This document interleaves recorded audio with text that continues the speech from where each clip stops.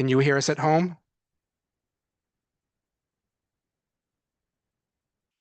Anybody put anything in the chat?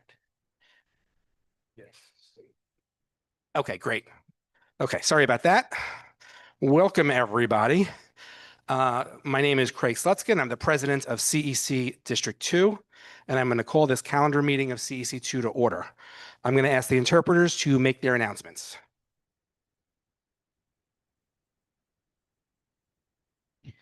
Buenas, tenemos servicio de interpretación en español para los que lo deseen. Los dispositivos están en esta mesa, pueden pasar y retirar algunos si así lo desean. Thank you. Good evening, everyone. 大家晚上好。今天有这个普通话的翻译服务，如果哪一位朋友需要这个服务的，请到我们那个同事那边拿这个翻译的耳机。谢谢。Thank you very much. Okay, great. Okay, I'm now going to ask our recording secretary, Erin Carr, to take roll call.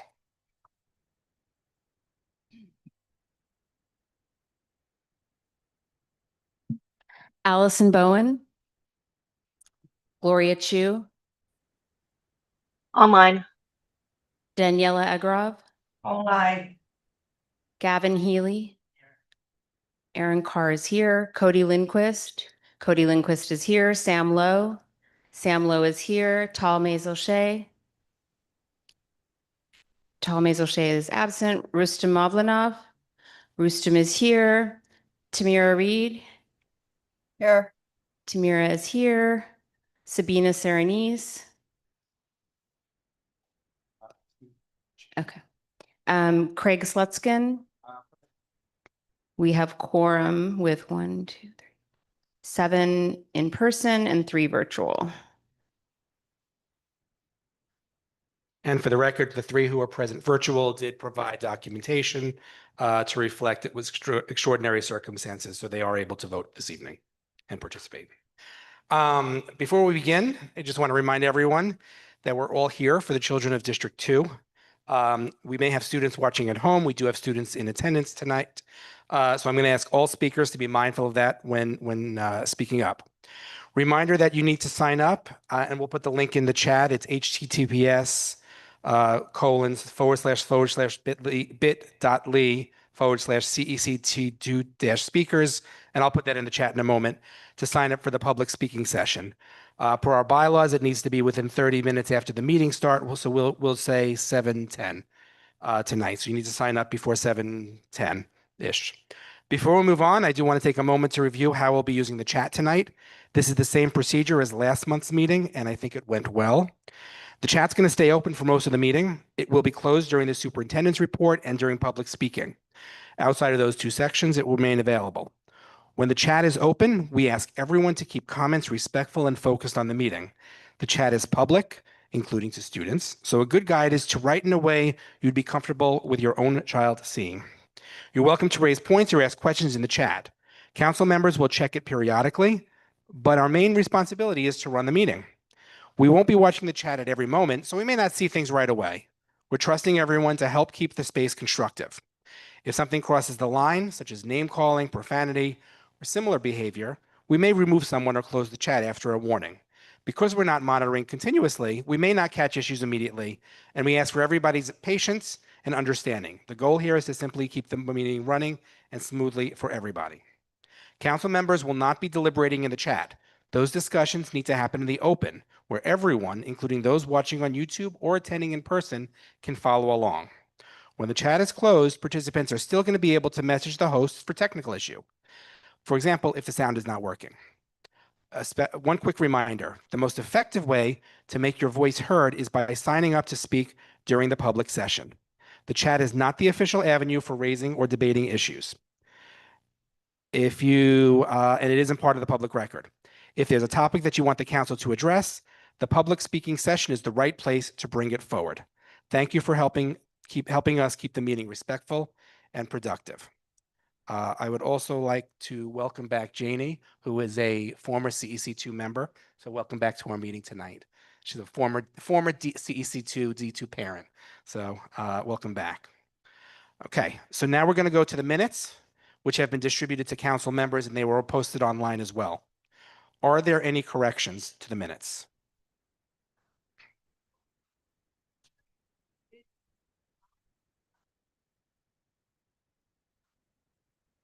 Okay.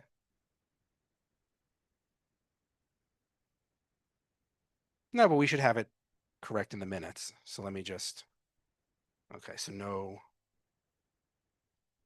no vote in minutes. Treasurer Cody. Okay.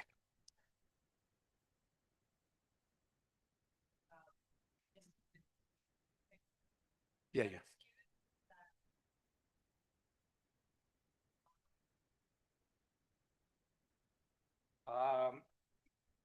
I don't think it was, I don't think it's an excusal because it's a vacation. But that being said, the fact that you were here for the calendar meeting, that's when it goes to the 3 absences, it's really the calendar. I think it's the calendar meeting, so it shouldn't have any impact. If you want it to be excused, we can take a vote tonight if you want to. It's fine. But to me at least, and I don't know if there's actually any official guidance on this, but I think it's really the calendar meeting that would guide your 3 and out type thing. So you would be safe for that. Any other comments on the minutes? Okay, if there are no further corrections, the minutes are approved as corrected. Okay, let me just see that for a second. Okay, so the next thing we have, thank you, is the presentation of resolutions. We have one resolution on the agenda tonight, Resolution 304, resolution urging Governor Hochul to not opt in to the Federal Education Freedom Tax Credit Program under Donald Trump's Big Beautiful Bill. Does somebody want to, thank you, Sam, by the way, for doing that. Does somebody want to present? Who's going to present? Gavin, go ahead.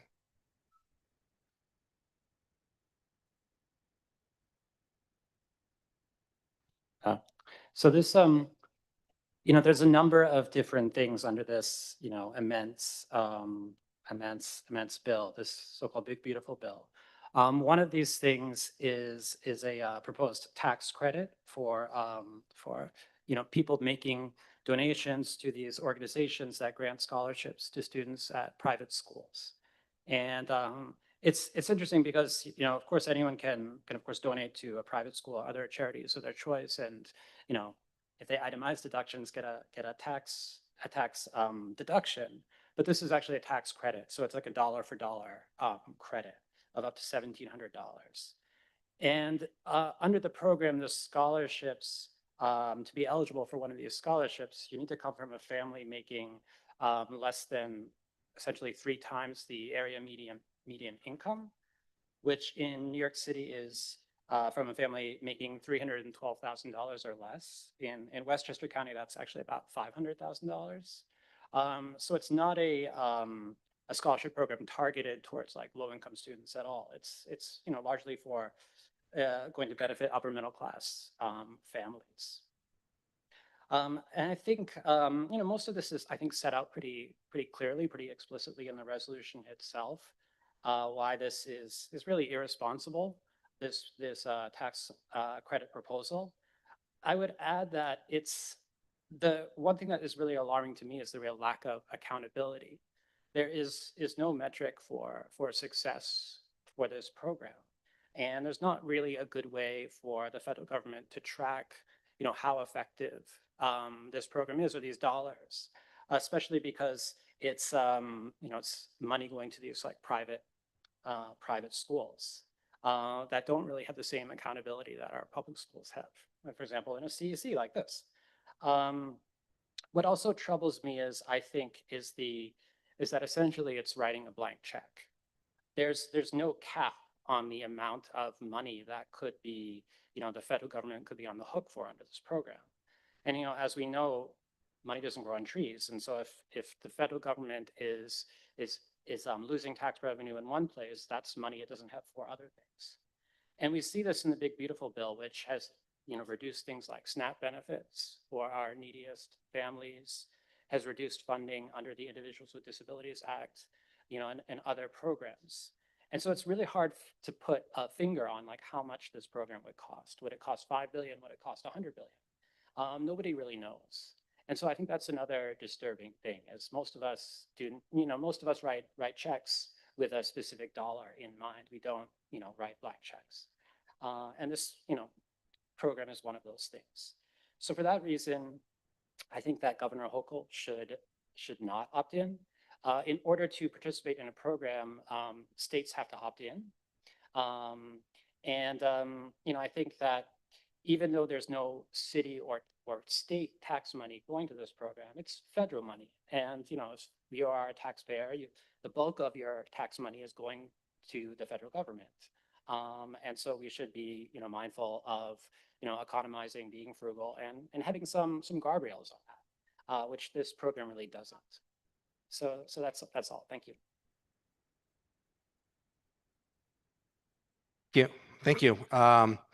We will deliberate this and vote on it later this evening. And folks are, of course, welcome to sign up to speak about the resolution.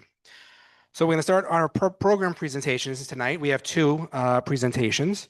The first is from the two young students at the dais. They are from Empower ED with a very exciting new initiative that they started from as part of their high school, Stuyvesant, right here in District 2.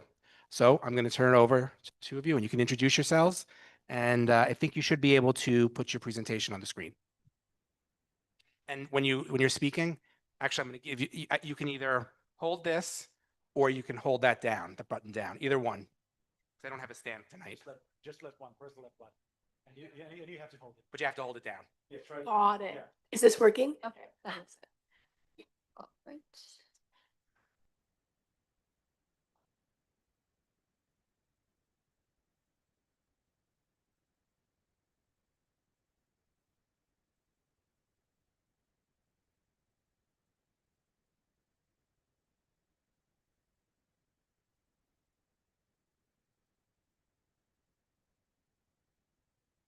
All right.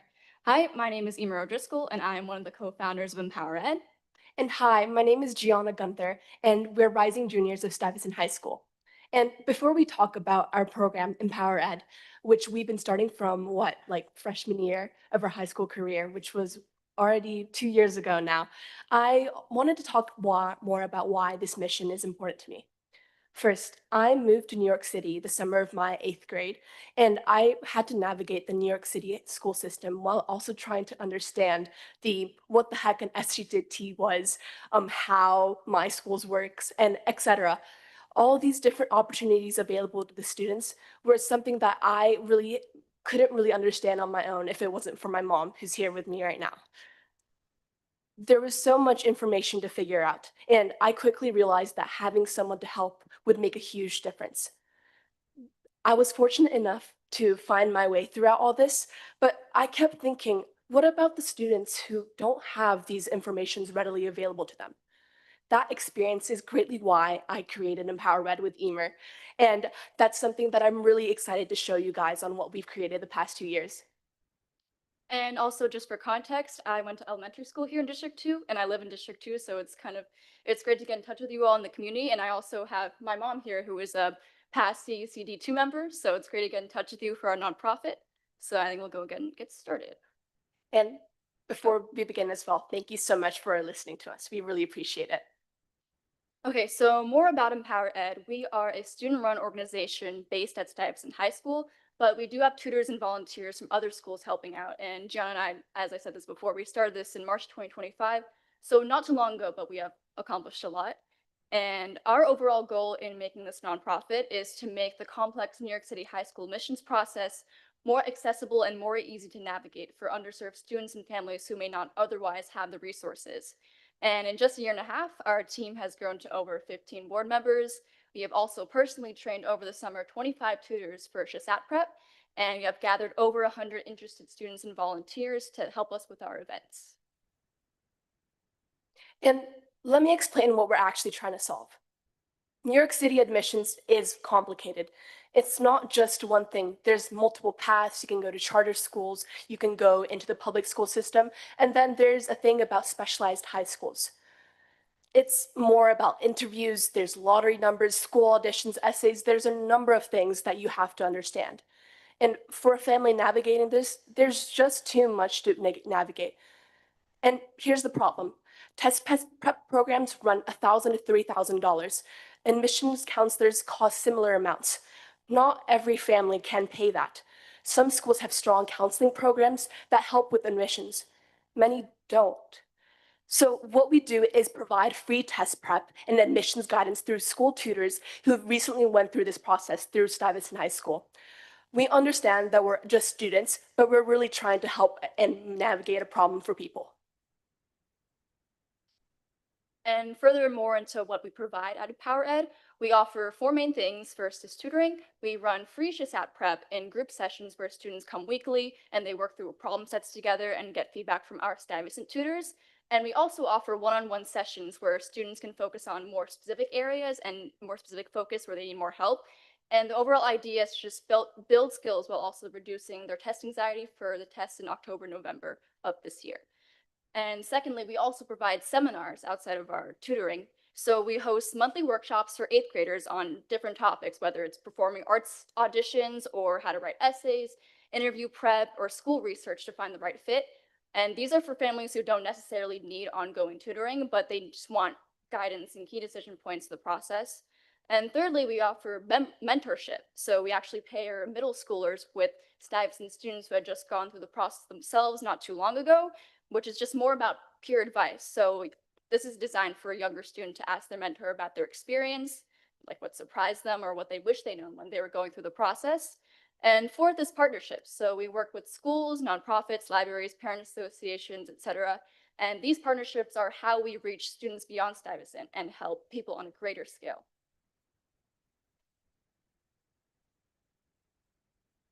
Next up, I'm going to be talking about our 3 programs that we have right now. First is tutoring. We offer group tutoring sessions to help with SJT test prep, and we're looking to branch into more other plans such as SSAT with Stuyvesant volunteers, but again, we're also looking to branch into other schools. We also supplement with one-on-one sessions throughout the years after our admission cycle in the fall. Secondly, we have hosted 2 to 3 seminars throughout the school year. We mainly advertise this in WhatsApp groups, Facebook groups, and we also offer this to Shuang Wen, which is one of the middle schools that we have partnered with. And we mainly talk about high school admissions, planning a guideline in a curriculum each month so that students have an available access on what they should do each month.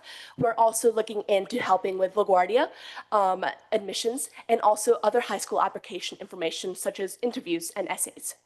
And lastly, our events. So we've first been working on fundraisers to help with school prep and study materials. That was something we did last year, but we've been mainly focusing on tutoring, which is something that we have so much interest in. And we also have school fun fairs that we just recently hosted. Not only do we talk about the SAT, but our main goal is trying to raise the next student group leaders that are able to create impact in their communities. And we use Stuyvesant and Empower Ed as a case example on how we started this program and how others can help as easily as us.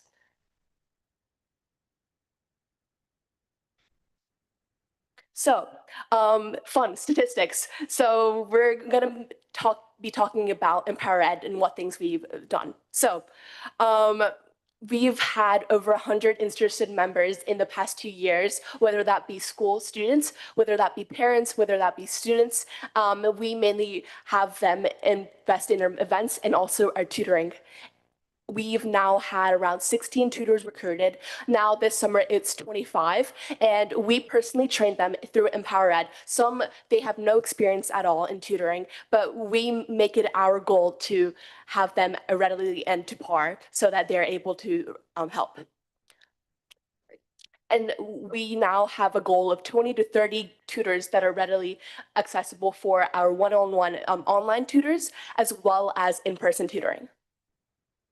And a little bit further on our free tutoring, we've expanding more on our services. We've offered cost-free tutoring to all of our students in CECD prep, as well as general admissions guidance. But as we said before, we're looking to branch out for different kinds of prep for like IC or SSAT for students looking at private schools, and further just to cover all the pathways of the New York City high school admissions. And yeah, so. Now, I want to talk about a partnership we had with a nonprofit starting last year. I'm not sure if you guys are aware of Breakthrough New York. They're a nonprofit based in New York, and we've been providing their students, their middle school students. Last year, it was 8th graders, with preparing them for SJT twice a week. We do Mondays and Wednesdays with the same group of kids, and we do math and ELA on Mondays and Wednesdays. So with that, we've gone to their Manhattan and also their Brooklyn location, and we've reached over 60 students weekly. And just expanding further on our collaboration with Shuangwen School. So we've also secured this. This is our first community outreach to underserved families in our Shuangwen Middle School in District 1, which is actually my middle school. And through collaborating with Shuangwen School's Parent Association, we had around 15 to 20 of their students take a SHSAT diagnostic test, and we tutored them for 4 weeks. And our Stuyvesant tutors offered personalized lessons based on exactly the concepts they missed in their diagnostic to brush up their skills. So we are able to provide them more confidence and prep for the SHSAT in November. And on top of that, we presented at a International Youth Conference outreach last year, which was a conference internationally where they've based a conference inside New York City. And we were able to talk about the problems that matter to us and also talking about our impacts in Empower Ed. We learned a lot about what it's like to really try to create an impact like this. And we talked with like-minded people as well around our ages. And it was a really exciting opportunity for Empower Ed. And furthermore, about our seminars and beyond our tutoring, we've also matched families up with further guidance through our seminars and monthly newsletters this past year, offering resources like free online practice tests for the new digital SHSAT format of last year, and just overall helping people beyond tutoring. And lastly, I want to emphasize that not only are we trying to help middle school students, but we and our goal as an association is trying to find people and have them know that it's really not that hard and not out of our reach as students, as teenagers, to start thinking about these things and create a next generation of student leaders. So just to give like a more of a visual of what Work Empower Ed does in the classroom, the picture you see on the left here is us presenting in Stuyvesant Spring Fair, where we presented to around 90 students on how to start a meaningful nonprofit using Empower Ed as a template and example. And on the right, you can see we've hosted our free in-person practice test, SHSAT practice test, that we host at Stuyvesant in October of last year. Through this, we collaborated with Stuyvesant's Honor Society, Aristad, to host this for 100 students from various middle schools across the city. Okay, so this is the most fun part for us to really have an audience like this where we know that we have so much access. So as much as we've worked on Empower Ed this past few years, we've had so many interested tutors, but we want to create more partnerships with Empower Ed. So with that being said, we would love visibility. For now, our only partnership at the moment is with Shuangwen Middle School, and we would love to branch out from there. So last year, I reached out to 24 of middle schools throughout the city, and at the end of October, I started in September, I got 0 responses. I've been trying to reach out and make meaningful connections with middle schools, and I think it was a legitimacy reason as well, because we're high schoolers, right?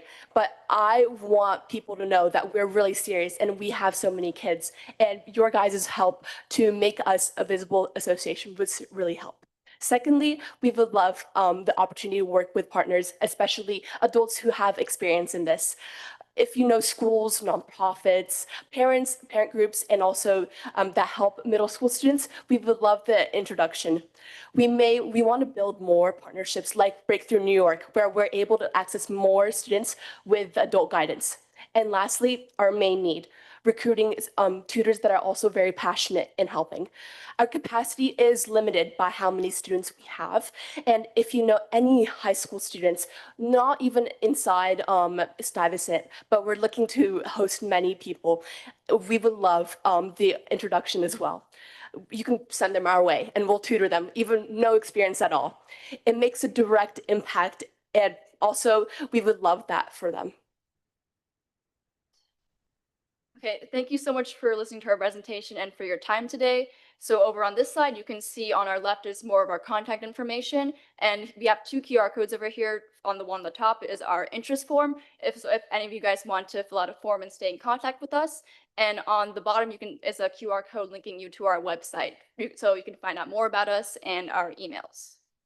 And thank you all so much for the opportunity. This was a dream come true for me to be able to talk with you. And sorry, I haven't been directing my attention to the people online, but we really appreciate your attention as well. If you are able to share the interest form at the very top or even the website to anybody, we'll be waiting for responses. And again, thank you all so, so much. Thank you so much. Appreciate that.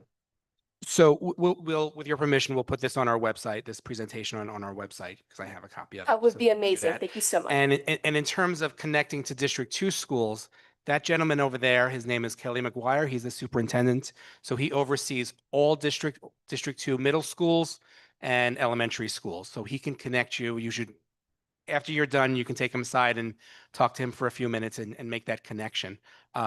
So, you know, and I have your information as well, and I can make any introductions as well. I guess my question to you is, because you're trying to get into a lot of schools, and you mentioned Schwanwen, which is in District 1, and we're at District 2. I think this is a great, first of all, I think this is a great program. I think this is of high need. I think the fact that you're offering this for free to anybody, I think that's great. District 2, you know, has people who definitely can use this and needs it. So I don't want to discount that. But there are other districts across the city that are also underserved in these types of programs. A lot of times they don't know about different high schools across putting aside even the Shasat, they don't hear about some of the other schools across the city, whether it's, you know, Midwood High School in Brooklyn or American Studies, or you know, whatever it is, not specifically, not limited to Stuyvesant. So I think this is a great service, and I think peer to peer, you know, going to someone who's close to their age, I think that also in a lot of ways can be helpful.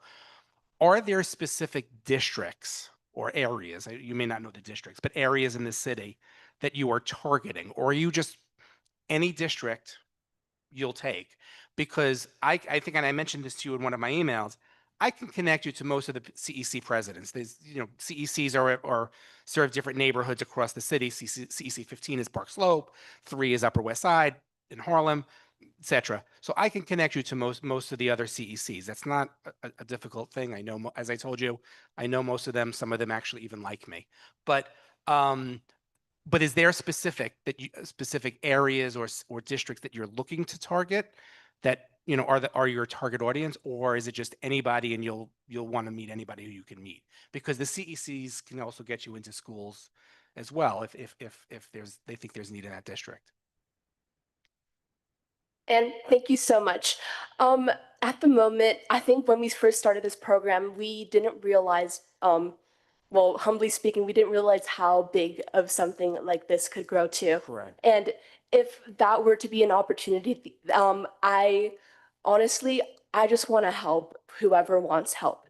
And if that were to be something that you could connect us with, I think obviously our work in District 1 and District 2 has been amazing, Right. and we are so important for that. But I also think there's so many students that don't know of high schools as well. Right, that's right. So I would love to be able to target those schools as well. I think we've been working first with District 2 because of Emer's mom. He knows it. Right. Exactly. He knows it's right. And we want this to be a launch pad to connecting with even districts outside of Manhattan as well. Right. I mean, I as you said, you're 15, I think 15 people now or something. So you can't do everything. You know, you have lives. I hear at Stuyvesant they have some homework, not much, but a little bit of homework at Stuyvesant. You know, so you know, 15 people can only do what 15 people can do. So you know, you have to worry about yourselves also. But we can certainly connect you. Between all of us, we can connect you to various contacts across the city, and Superintendent McGuire can certainly work with you in our district in the various middle schools. Thank you all so much. Are there any other questions from my council members or comments from my other council members? Okay.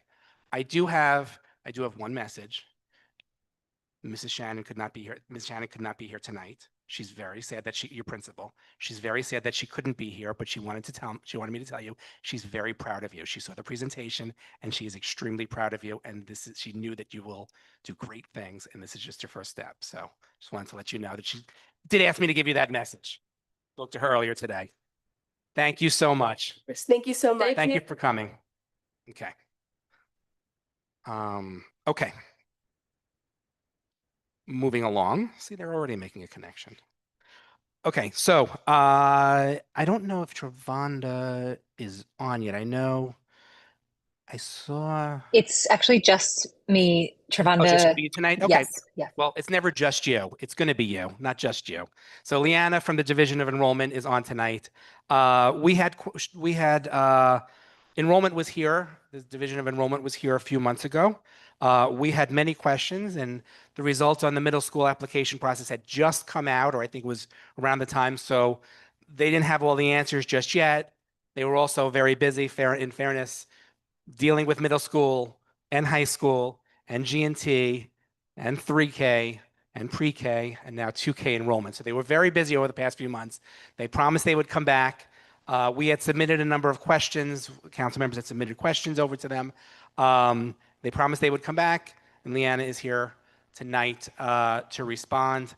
Our superintendent, Kelly McGuire, also probably will be chiming in this Q&A as well. So Leanna, do you want to start us? Yeah, that's great. So I'm so sorry I could not be there this evening in person, but I am Leanna Wright. I'm the Executive Director of Research, Analytics, and Policy within the Office of Student Enrollment. And a bunch of what you all requested is data, and so I can pull it up on my screen and share it, but then Craig, I'll be sending it to you following the meeting, and so you guys can look at it and dig more into it, and of course ask us any follow-up questions you have after the fact.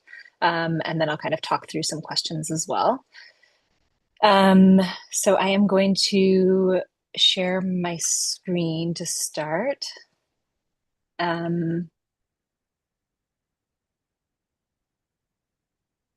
Hoping you can all see this. Can you see it?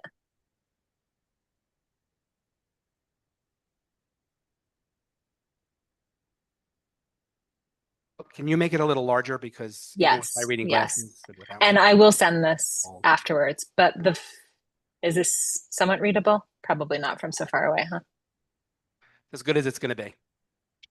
So what we have here is so the questions are primarily focused around the 4 middle schools in District 2 that have screened programs and zone programs. And so for those 4 schools, there were several questions around how many offers went to in-district families versus out-of-district families. And so this table shows by program at each of the schools, how many original offers went to in-district kids versus out-of-district kids. And then it's also on the right, it has waitlist offers. And so this is as of August 5th. We added in any additional offers that had gone out since April when the main round of offers went out. And we've broken out in-district versus out-of-district offers for each school, each program at each school. In some cases, you'll see S's that's suppressed to protect student privacy when it's counts of 5 or less. But you can see on this chart, or you can't, and I'll tell you, that at a couple of the programs in particular, we are seeing a lot of out-of-district offers because the seat targets were such that they could accommodate out-of-district students. So this is primarily at Baruch's zone program and at Wagner's zone program. We're seeing around 40 offers went to out-of-district families at both of those programs, and then 11 offers to out-of-district families at 297. So again, I'll send this and you can look into it, but any general questions in response to this?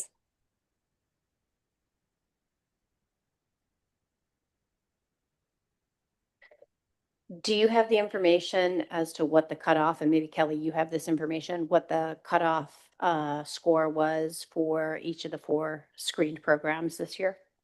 Yeah, so I can jump into that to start, and then Superintendent McGuire, please jump in at any point. So there's not a specific cutoff for schools, as I'm sure you're aware, for screened admissions. we are looking at students' prior year GPAs in their core subject areas, and then we're using that to order the students. And then we admit students until the seats are filled. And so it's not a hard and fast cutoff.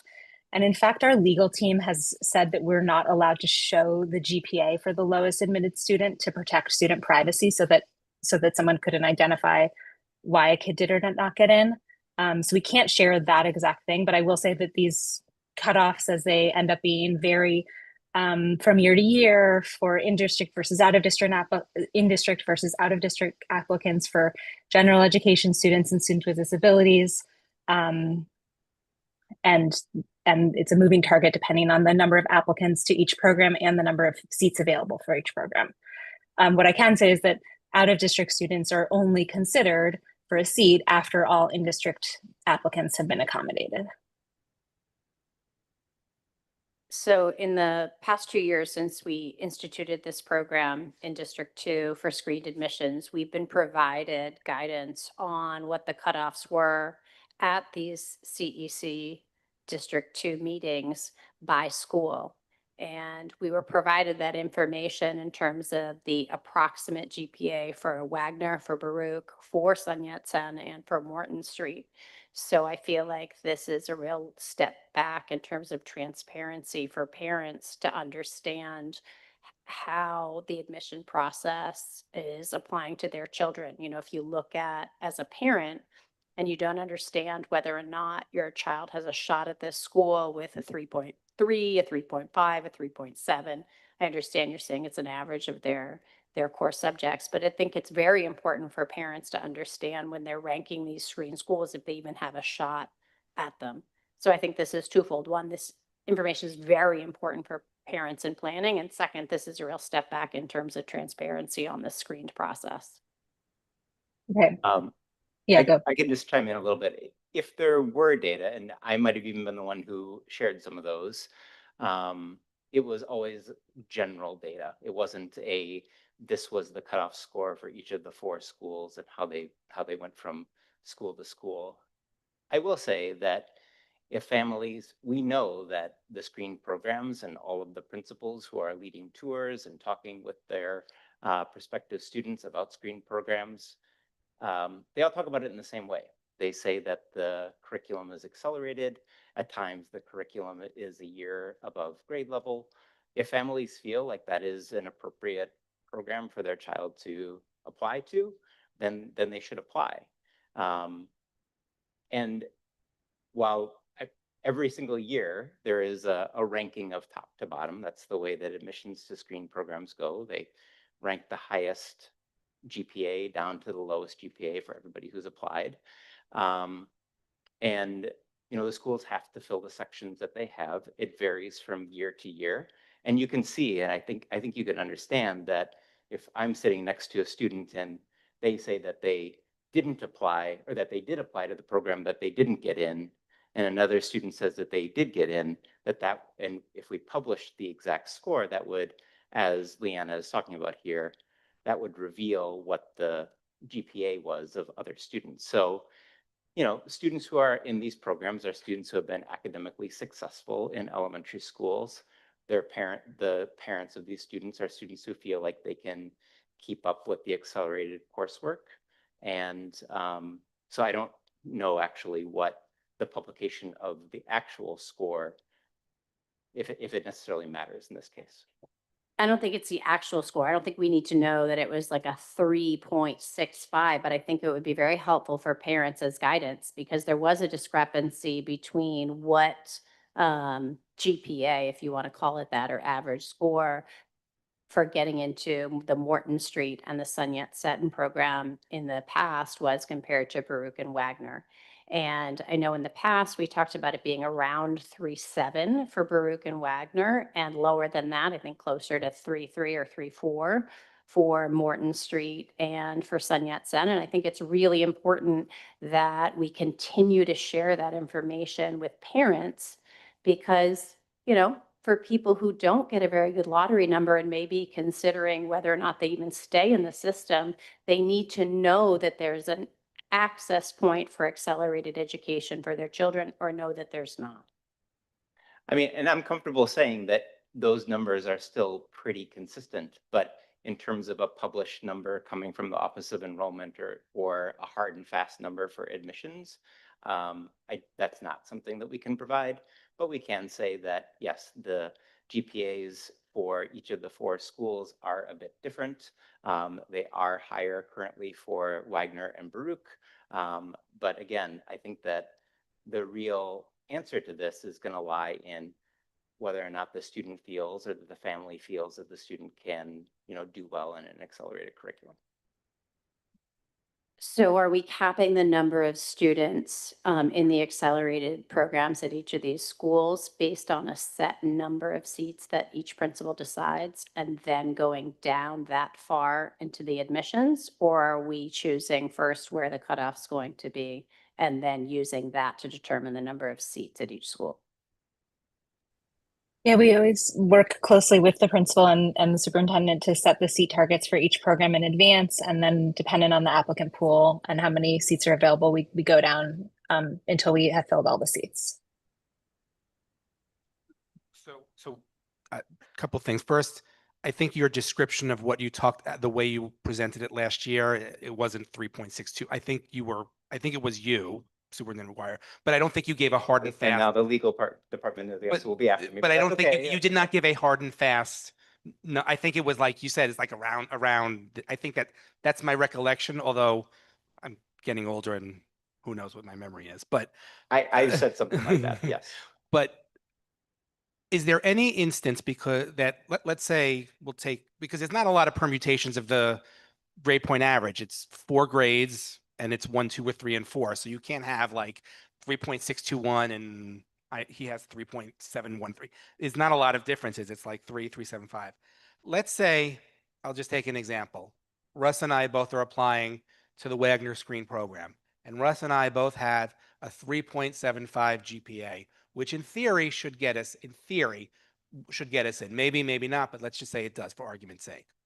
But let's say my friend Russ has a lottery number that starts with a 1, and I have a lottery number that starts with an F, which I think is my recollection of the lottery numbers I'm going through it this coming year. But my recollection of the lottery numbers is that's a very big discrepancy. Like you'd rather be Russ than you'd been Craig. Are there any instances where both of us who are in the district, both District 2, had the same GPA, but because of our lottery numbers being very different, Russ gets in, I don't? Yeah, that does happen.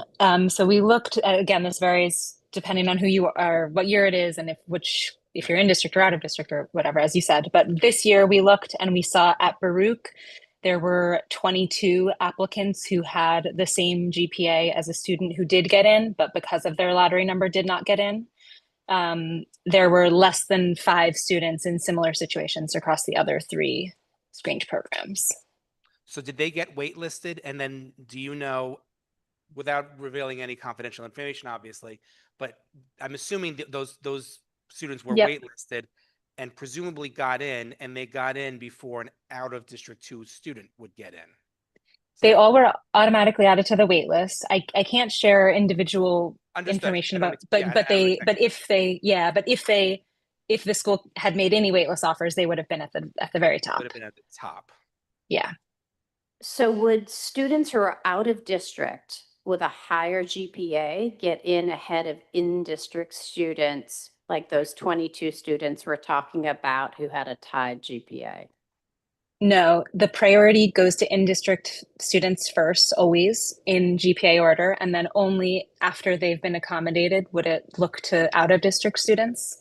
I'll note that we have separate seat targets for general education students and students with disabilities, so there is a chance that might vary depending on which group a student and applicant falls into, but no, in-district students are always accommodated first. She hasn't asked a question yet, so I want to give space to Gloria. Gloria, go ahead. It was my understanding that when students went back onto the wait list, it was again randomized, so they wouldn't be at the top of the wait list. It's true that when you are added to the wait list, you get a new random number, but the priority group and your ordering based on your GPA rank are maintained. And so these students, these 22 students, for example, who applied to Baruch and had the same GPA as kids who did get in, they would still be at the very top of the wait list. You know, kid number 21 and kid number 20 might have switched because of their lottery number, but those same 22 students would be at the top of the wait list. So they become essentially priority group 1. I know it may not be Yes, called that, but exactly. but 1 through 20 may not be 1 through 20 anymore. It might be 16 becomes 1 and 20 Yeah, becomes 2 and whatever else. Okay. exactly. Go ahead. Scale. You don't have to raise. You don't have. Well, I don't you know have what to the raise your hand. protocol is exactly because I'm not a council member. I'm not a. You're the Okay, presenter. all right. So. No, I just want to, say that it is in everybody's interest, my interest, the school's interests, parents' interests, for kids to get into the school that is highest on their application list as possible. Currently, the buildings, MS 104 and 167, they can accommodate additional classes. It all just depends on what, the initial targets are set. So the end of last year comes, we look at the number of students who have applied to both the screened and the zoned programs, and we predict the number of students that are going to be coming in the fall, and then that helps us set our seat targets. There are times, and there have been periods. There's a period kind of at the end of the school year.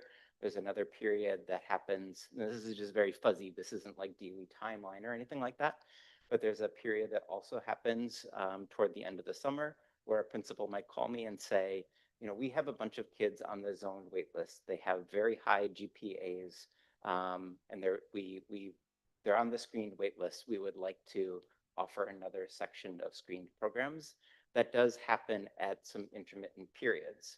The principal has to make sure that they are filling an entire class.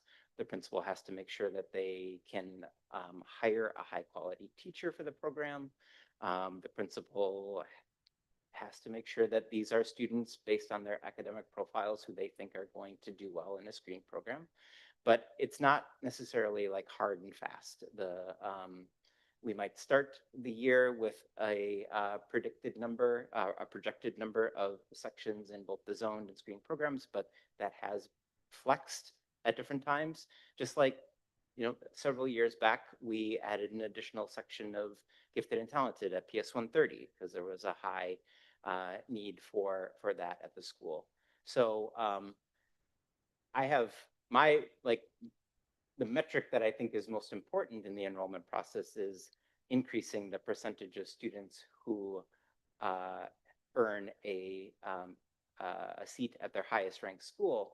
But we are also looking at programs that are accelerated, and we want students to be successful. So it's a little hard to be super specific about some of these numbers, but I will say that there is opportunity for flexibility, and currently we're able to accommodate the students who have applied to the screen program, who look like who we could predict will be successful. We're currently able to accommodate the number of students who are in the zoned program, and we're also able to accommodate some students who are coming from auto zone.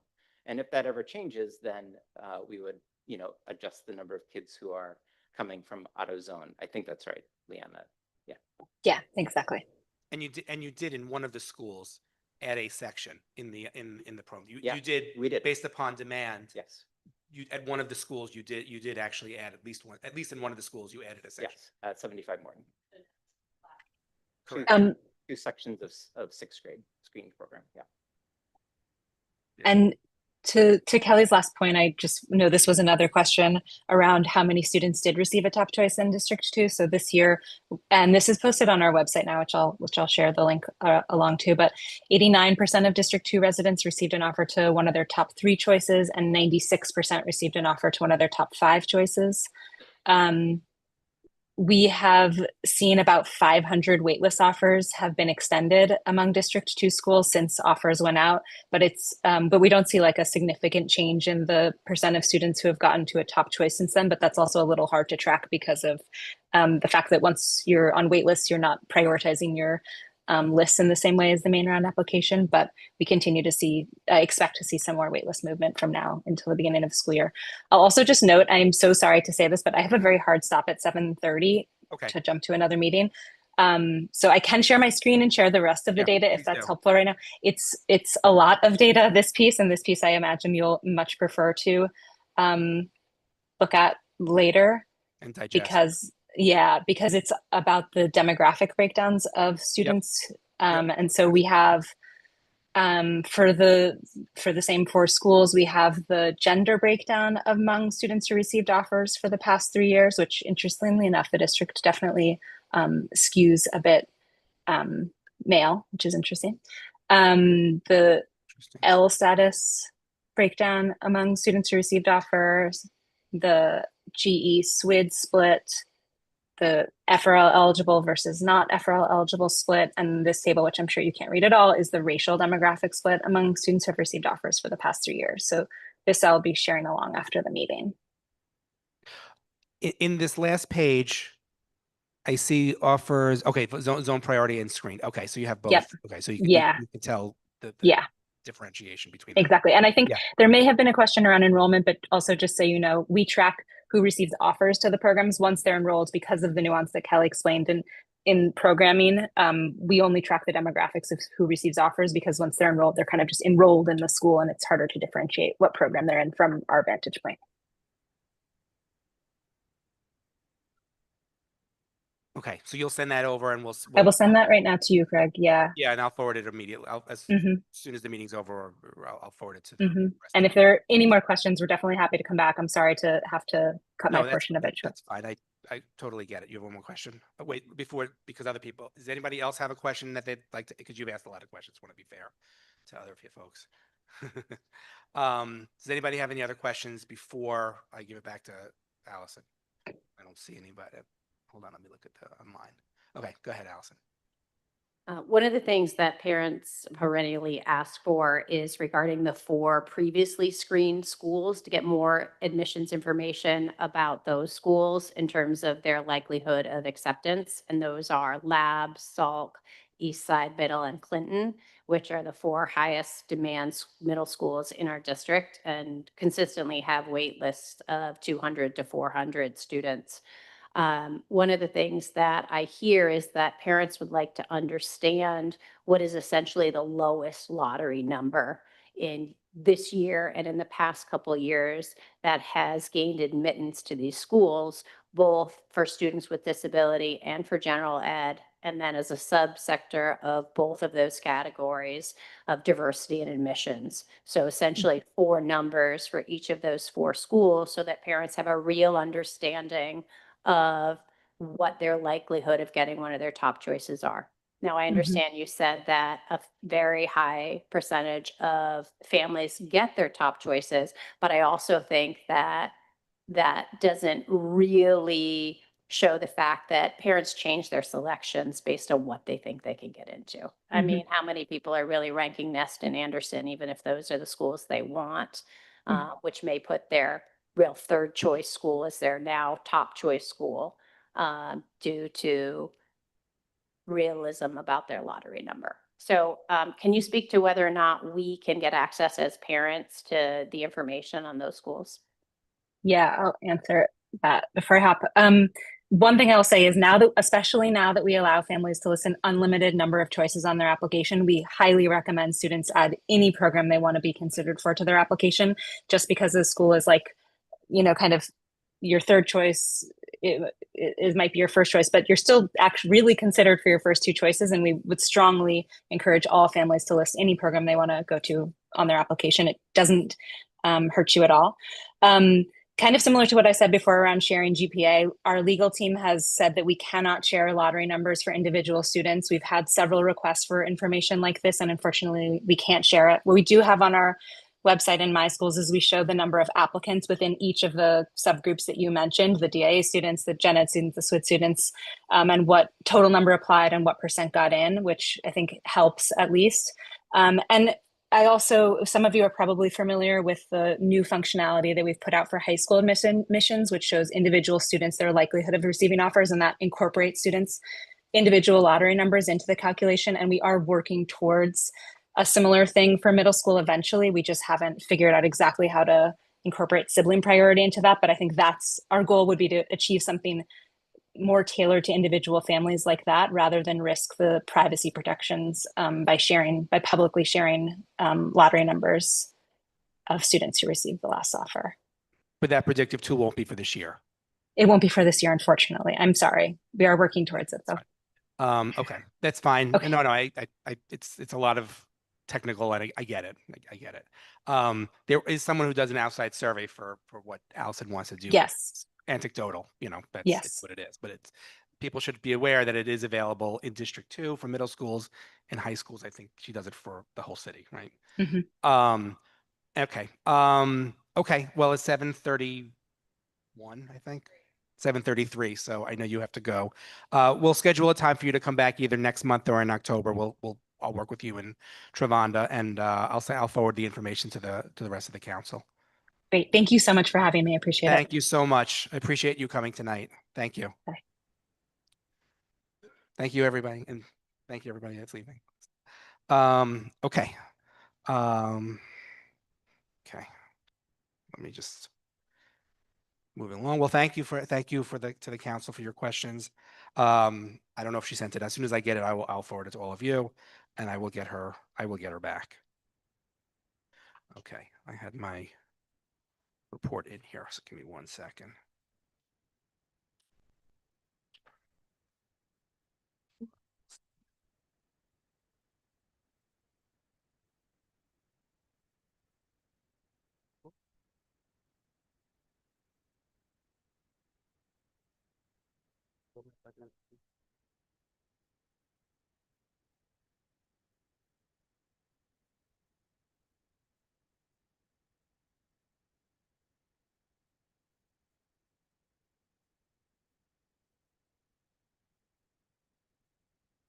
Bear with me for 1 second.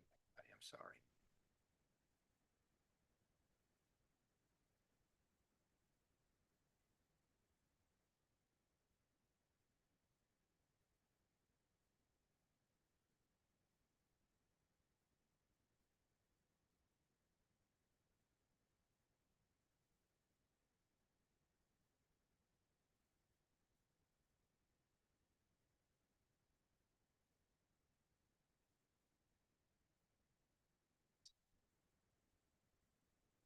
Okay.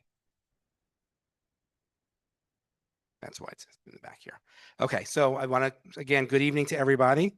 Hope everybody's having a good summer. I do want to acknowledge that we are in National Immunization Awareness Month. I'd like to, of course, encourage everyone to keep up to date with their vaccinations. I also want to acknowledge ahead of time, August 26th, it's Women's Equality Day. We should all acknowledge that because it's obviously very important. We had a very full agenda, and I know we have the resolutions to discuss. So I just want to say a few brief things. We do have a new PEP, Panel for Educational Policy. Many new faces. I was at their first meeting last month. We're looking forward to working with the new, and there are a few returning members. I think everybody knows the Manhattan CEC rep to the PEP is again Naveed Hassan. He's been a rep for, I think this is his 5th term. So he's very experienced, and I think he'll do a really good job. He won the Manhattan CEC election, the CEC rep for the PEP election. I want to remind again that anybody 18 or younger can receive free summer meals. That's still going on. Breakfast and lunch at select New York City schools, parks and libraries through September 4th. So you can find the location at on.nyc.gov/summer meals. I think it's a great my understanding it's a great program. People should absolutely take advantage of it if they desire. All of the admissions dates were posted by the DOE a few weeks ago. I'm not going to list them all, but it's the admission dates for high school, middle school, elementary school, 3K, 4K, 2K, I believe. They're on our website. You can go to our website, www.CECD2.net, and you'll see on the homepage, there's a link that says admissions deadlines. You can go press that button. You can see each one. Standardized test scores are out. I'm going to let the superintendent speak about the results. I'm sure we'll have a robust discussion. They just came out, so he may not have all of the answers. I just want to prepare everybody. He does not have all of the answers just yet, but we can certainly ask him the questions, and if he may have analysis, may have thoughts, but he may have to get back to us on some things also. So I just want to set the stage for that. I personally was disappointed in some of the results across the city and even within District 2. Particularly in third grade seems to be the most off, and then to some extent fifth grade. So we'll talk about that. I'm not going to pontificate now about that. I'm going to let Superintendent McGuire talk through that, and then I'm sure we'll all have a robust discussion. On the middle school after school programs, we continue to engage with SYCD. I don't have much of an update, but I know they've been in conversations with each of the schools and each of those communities. They've spoken to many parents at the communities. I do believe that none of the appeals for the D2 schools were successful. Is that correct, Kelly? That's correct. Okay, I just wanted to make sure that that's my understanding. But I know they were working with Manhattan Youth to try to subcontract out some of the sports programs. So there'll be some synergy amongst the schools, but I believe that would only be a 1-year deal anyway, but that'll give at least time to figure everything out for the following year when my kid starts middle school. So with that, I want to thank you all. I want to wish everybody a good rest of the summer. We have a few more weeks left, a little bit longer because school starts so late. And I'm going to turn it over to the superintendent. Great, thanks. And I will say, just to start out with, in regard to DYCD, while there have been a number of transitions in our district from one after-school provider to a new one, we have made contact with all of our middle schools. The new providers have connected with the middle schools.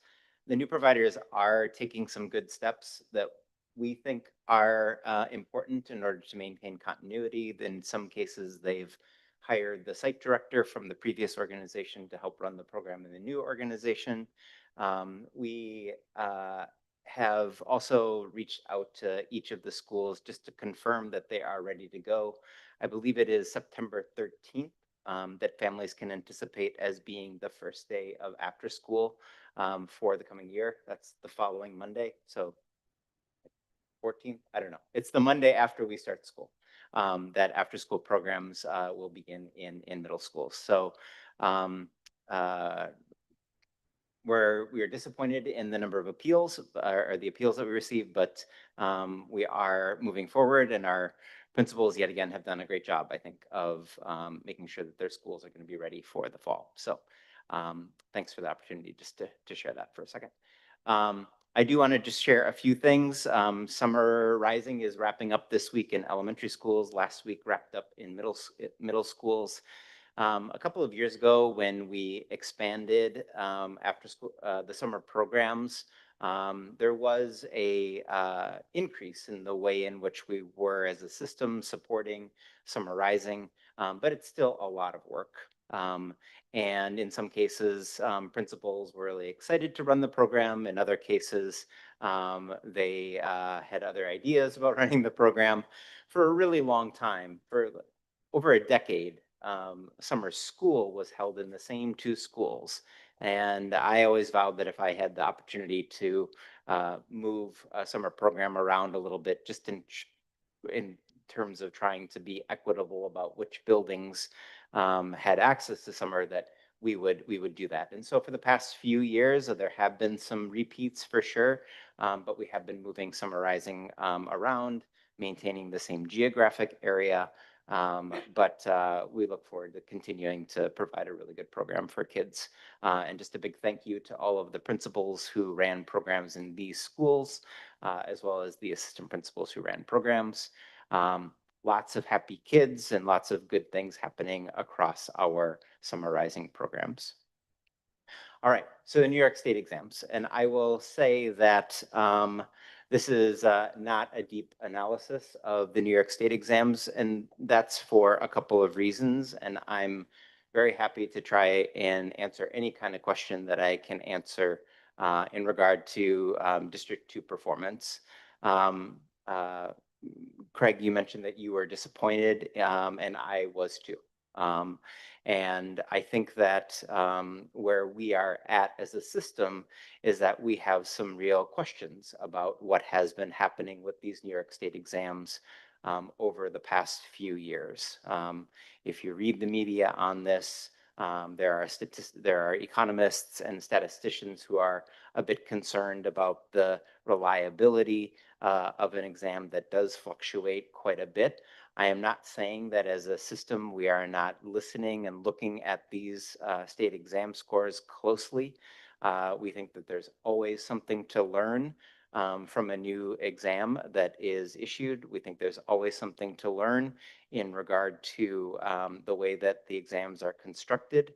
But I also think it's worthy to ask questions about why is it that we're seeing such fluctuation when out of our state exams when we're not necessarily seeing that out of the NAEP exam or other assessments that are issued on a broad scale. That being said, our performance was pretty similar to that across the city. And Craig, you mentioned that a lot of concern about the scores in third grade. I will say that last year, third graders took the exam on a computer for the first time.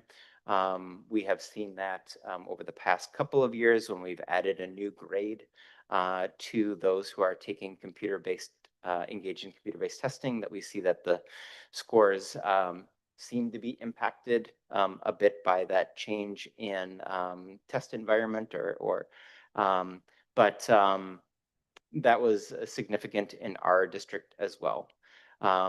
We saw a bit steadier performance in our middle grades and elementary schools had bigger declines. We're engaged in some analysis at the district level with, you've met Dan Mason before. He always comes in and provides good insight into what state data are looking like or screener data are looking like in our district. He'll come back with me and provide a bit more insight. We're also looking to see what information and insight is yielded from conversations that our city system is having with our state system, because those conversations are ongoing between the city and the state. There's not like a real pattern that we are initially seeing here.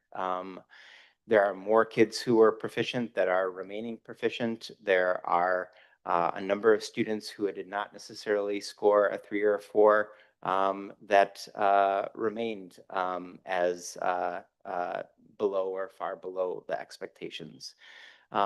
In schools where we've seen incredible implementation of core curricula, including both phonics core curricula and wit and wisdom, they also saw similar changes. And we use a variety of metrics to evaluate the implementation of those programs. We have people who come in from outside of the district to evaluate the teaching in those classrooms. And in schools that have strong implementation, they also saw scores go down. So I'm going to have a lot more to say about this. I'm also looking to the city and our central team to provide more analysis for us. I would caution in some cases, or not caution, but just provide a little insight in some of our schools where they have small student populations. Each percentage point is weighed more heavily in a school with a large population. So some of those dips look really, really scary. But when you start looking at some numbers behind those percentages, then we see a little bit more, you get a little bit clearer picture of what's actually happening. I will say that we are, really continuing to lean into our implementation of core curriculum. We did not have core curriculum that was aligned even to the standards on which this test is based. So the alignment is something that we need to continue to lean into and to really study. We're also seeing, growth in students as we are evaluating their growth on academic screeners, on Acadience and iReady and Map Growth. This was just data that I pulled comparing the beginning of the year to the end of the year, and we saw really good growth both in reading and in math for all of our students, for students with disabilities, for English language learners. These are not assessments that are administered in a way that a human being could interfere. Many times the assessments kids are taking are done on the computer, just like the state exams are done on the computer. So, you know, we are, and these assessments and screeners have been really informative in helping us to figure out what it is that we need to teach to kids to help them to move forward. And so this is an important piece. The state exams are an important piece. And you know, it was just last Wednesday that we had our first meeting in which the scores weren't out yet, but we were alerted that they were coming. And we were alerted that we were going to be worried about it and concerned about it. So we're going to continue to look at it. I'm happy to stop and answer questions about the state exams or continue through whatever makes sense. Why don't we just talk about it now as long as it's fresh? So to me, and I'll let other people ask questions as well. To me, the numbers just look weird. Like I'd like them audited by just to see what happened. Are they even right? People love wit and wisdom. People hate wit and wisdom, right? And I think wit and wisdom will get blamed by some people. But if you look at District 2 numbers, they're not different from other districts. Like this was across the city, and what is it? 4 districts use wit and wisdom. So it's whether you use wit and wisdom or you implemented, was it H&H or whatever it's called, the districts went down. So I don't think, for example, that could be blamed on that. And also wit and wisdom is in 3rd grade, but it's also in 4th and 5th grade, right? It's 4th grade didn't really have as many issues as 3rd grade, I think, just looking at it. And I also looked at some schools in our district that early adopted. And I don't see a pattern there either, because some schools did it, was it 3 years ago? I think it's, 3 years ago, because my son was in 2nd grade. 3 years ago. So it's hard to look at to understand any patterns. But it just seems strange because even schools, there was one school in our district, I'm not going to say which one, but there was one school in the district that historically was in the 60% proficiency and went down, I think, to like 20%. I think, unless that was 4s, but it was wherever they were at 50s and 60s in the past, 3rd grade was 20. That's just a massive drop. And yes, I think it was one of the smaller schools. I can appreciate that coming from a smaller school. Outliers changed things very significantly, but it wasn't a 30-person school. It was a reasonable sized school. And even another school that is historically, I won't say which school, historically a lot of 4s, very proud. And they do I think they do a lot of test prep at that school. They were still, proficiency was very high, but the 4s were not 80%. They were 50%, and the 3s went to 30%. So proficiency, they were fine, but like the shift from 4 to 3 was actually pretty big at a school you wouldn't expect it, because they do a lot of test prep at that school. I'm not going to say which one, you can figure it out. But it just seemed the numbers were just weird. Like I just don't know that I feel comfortable relying upon any of them, because I don't know if they were, I don't, the test was harder. It just seemed, there's no question here, by the way, I'm just babbling on, but it just seemed strange about that. Yeah, I don't disagree. The one thing that I will just add to it is that, and it's not like if you look into, I've only looked into this just a little bit, but one thing that we want to be able to see is both, growth in the grade level, but we also want to see the tracking of a cohort, student A in 3rd grade and student A in 4th grade, what's happened in that situation. Right. I mean, that matters a lot to individual students Sure. and families, right?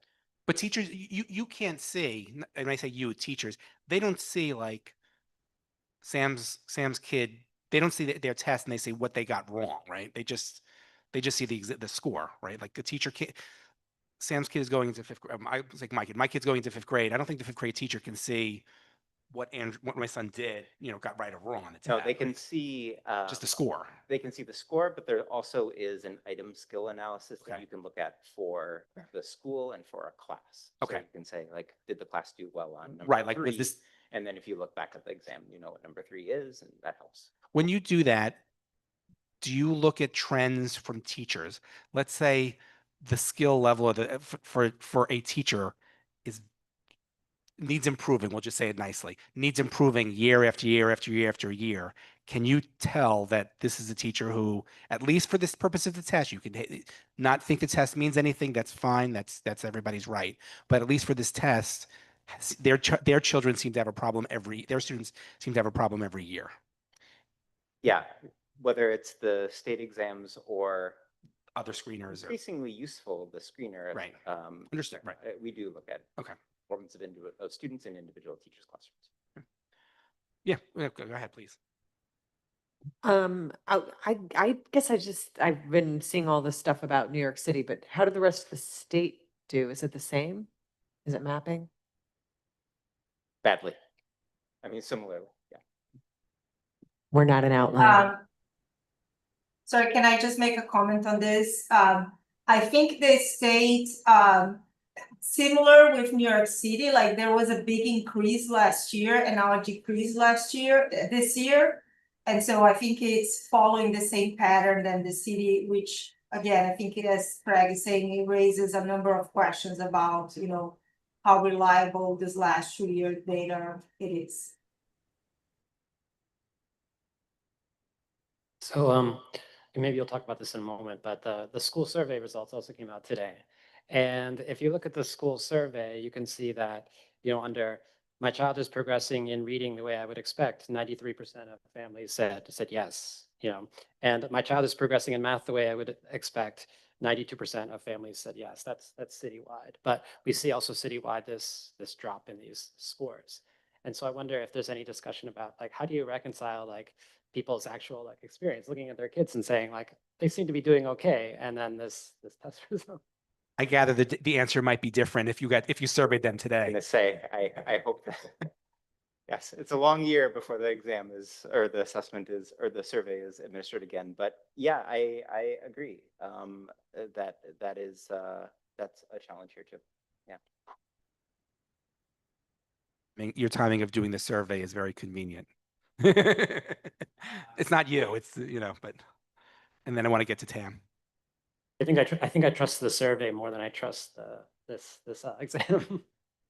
I will say that whether it's the survey or some of the screeners, when you know what it is that's being assessed and it's right there in front of you, and you can look at it through a couple of different lenses, it feels as though there's some efficacy in how it is that we're making change. Tam and then Russ. Hi, I just had a question for you, Kelly, connected to that. So, and connected to what Gavin shared too about families in the survey responding that they felt confident that their students were doing well, or, were keeping up, or, proficient. I know there are quite a handful that I've heard of schools who don't post on Nixa for some reason, iReady and MAP scores, right? So how do families actually get a hold on how their student is really doing outside of just grades that come in when they don't have access to those sorts of screeners that are happening, but also when grades are so late in some of these schools, like they're not being posted on whatever form, the schools are using, whether it's Toddle or, whatever it is that they're using to post grades, where we're talking months behind sometimes in some cases. And then kind of getting ambushed at the end where it's like, wow, that grade just tumbled down. So how are parents feeling that sense of, like, I know how my kid is doing, when they actually aren't getting all that information, and then they're kind of just like blown away when they see the test scores for, the state test scores, which, personally, I don't put a whole lot of weight in those, but they are, really shocked by it. And what do I tell families who don't have access to their MAP or iReady scores, and they've been told, oh, you don't need them, they're only used internally? How might they access those scores? Thank you. Yeah, thanks for that.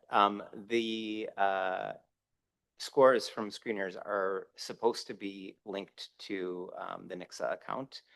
It's not something that's done from school to school. It's something that is done centrally. So I would love to know or hear from parents if those data are not in their child's NICSA account. And I completely understand and the interest in wanting to make sure to get regular updates from a child's school in regard to their grades. There are, we've gotten better from the time in which grades just lived in a paper grade book than sat on the teacher's desk in terms of transparency.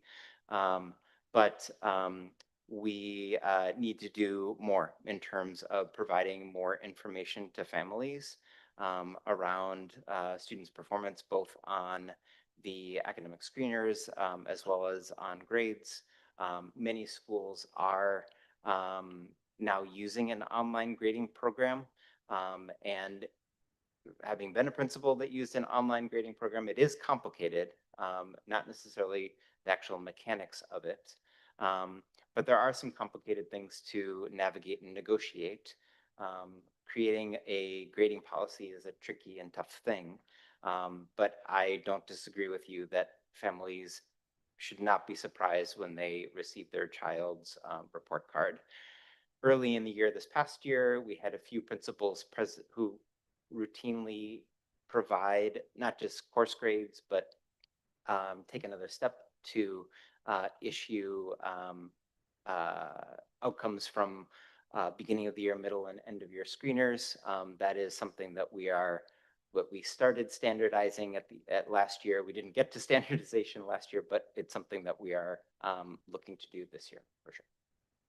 Can we suggest that the tests were more complicated this year? I just don't know. But I looking from the other side. Yeah, I don't know about complicated. I don't exactly comparing to the last year. I mean, we don't know that. Yeah. I mean, some people have concerns about the big increases that we saw in some schools last year. So I think that all data is worth like looking at and understanding. And so that's the process that we're in right now. And the state exams are they're not used anymore in New York City for admission to middle school or admission to high school. They are, I think, a useful way I hope that they continue to be a useful way for us to have an outside measure of how students are doing and how we as a system are doing.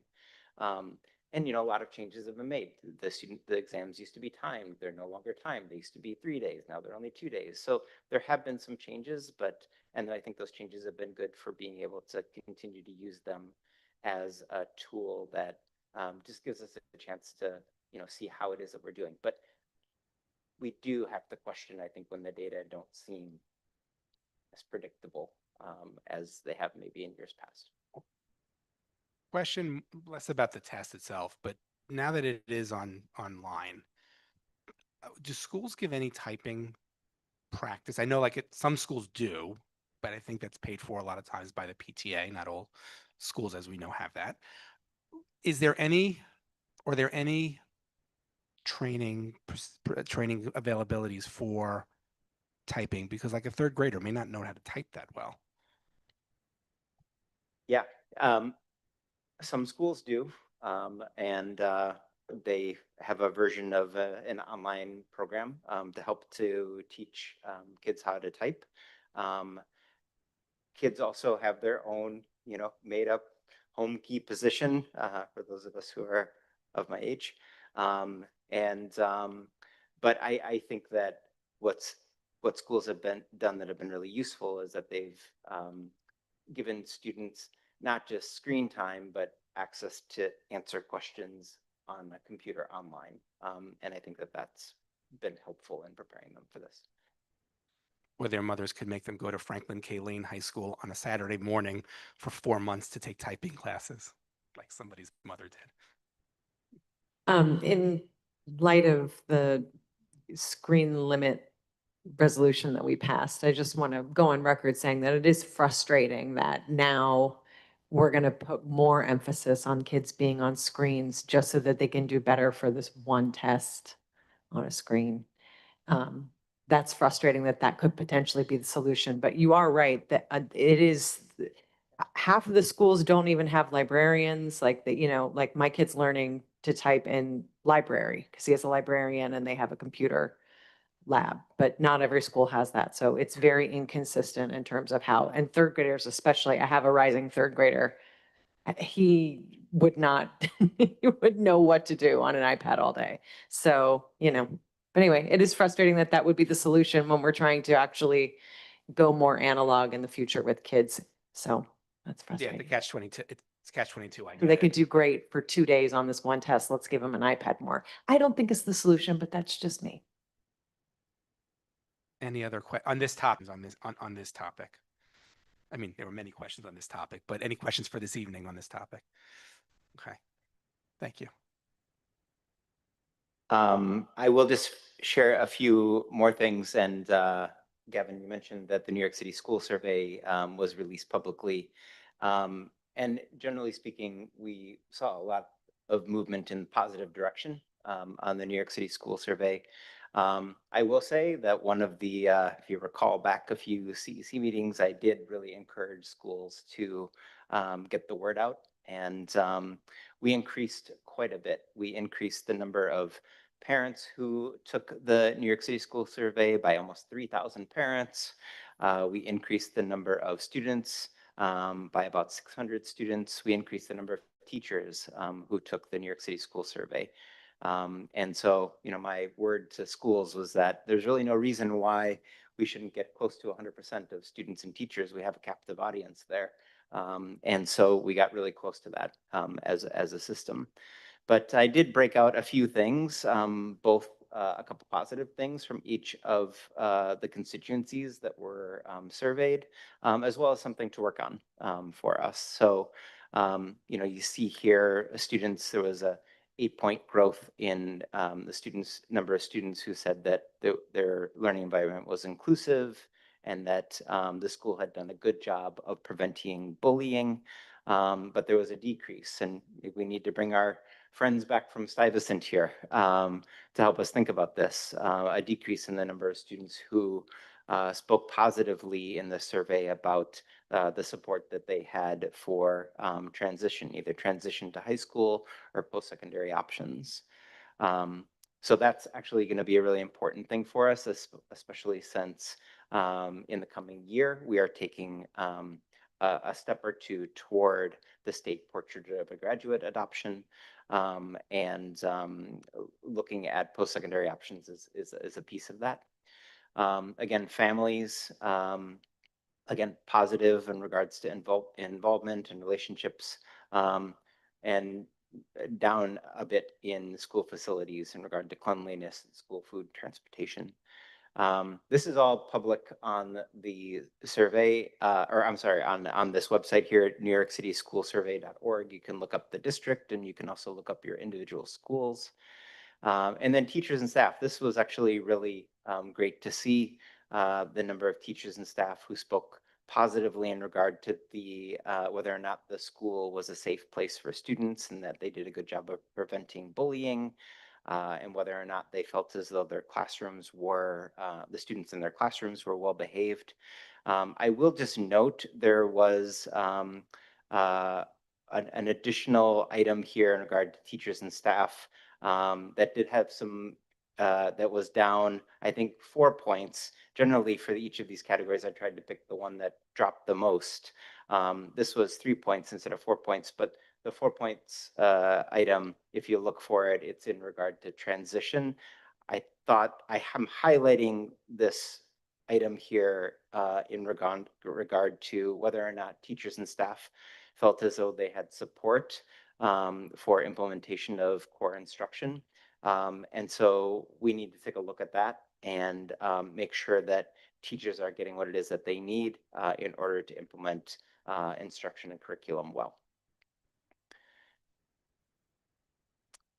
Just looking ahead, these were some headlines that I shared at the last meeting, but I wanted to fill in a few things. So I said that, broadly speaking, we want to improve outcomes for students.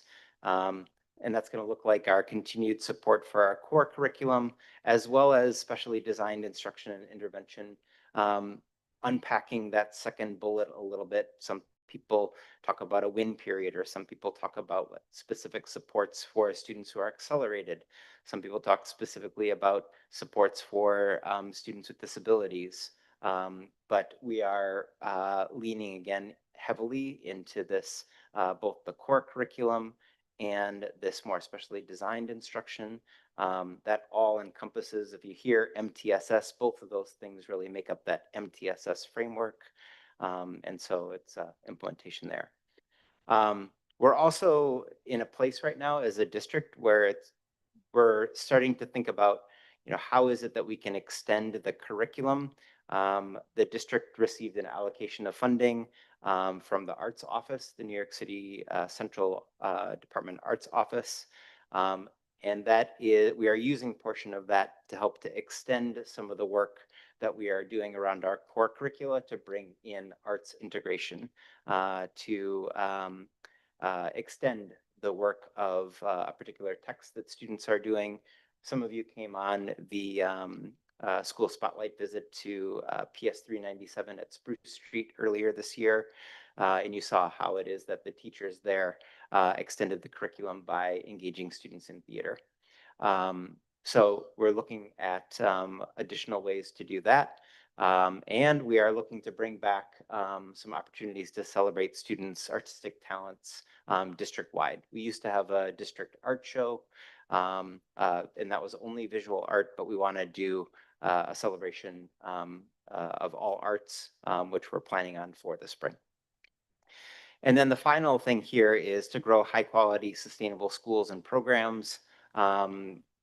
A lot has been made and shared citywide around how is it that we are really working to grow school programs in communities where maybe the student population has shrunk. So we're looking to make sure that we are connecting with the community, building a couple of strong community working groups so that we can propose some additional ways that we can meet the needs of students, create sustainable quality schools for families, and grow successful programs. So there's a few opportunities around the district. This also is very linked into the city's efforts to meet class size reduction. But we also don't want to do that without also putting together some really high quality programs in schools for kids as well. So more to come in the next few months. And then again, just some final dates here for the coming of the year. And with that, I'm happy to take any questions, any additional questions.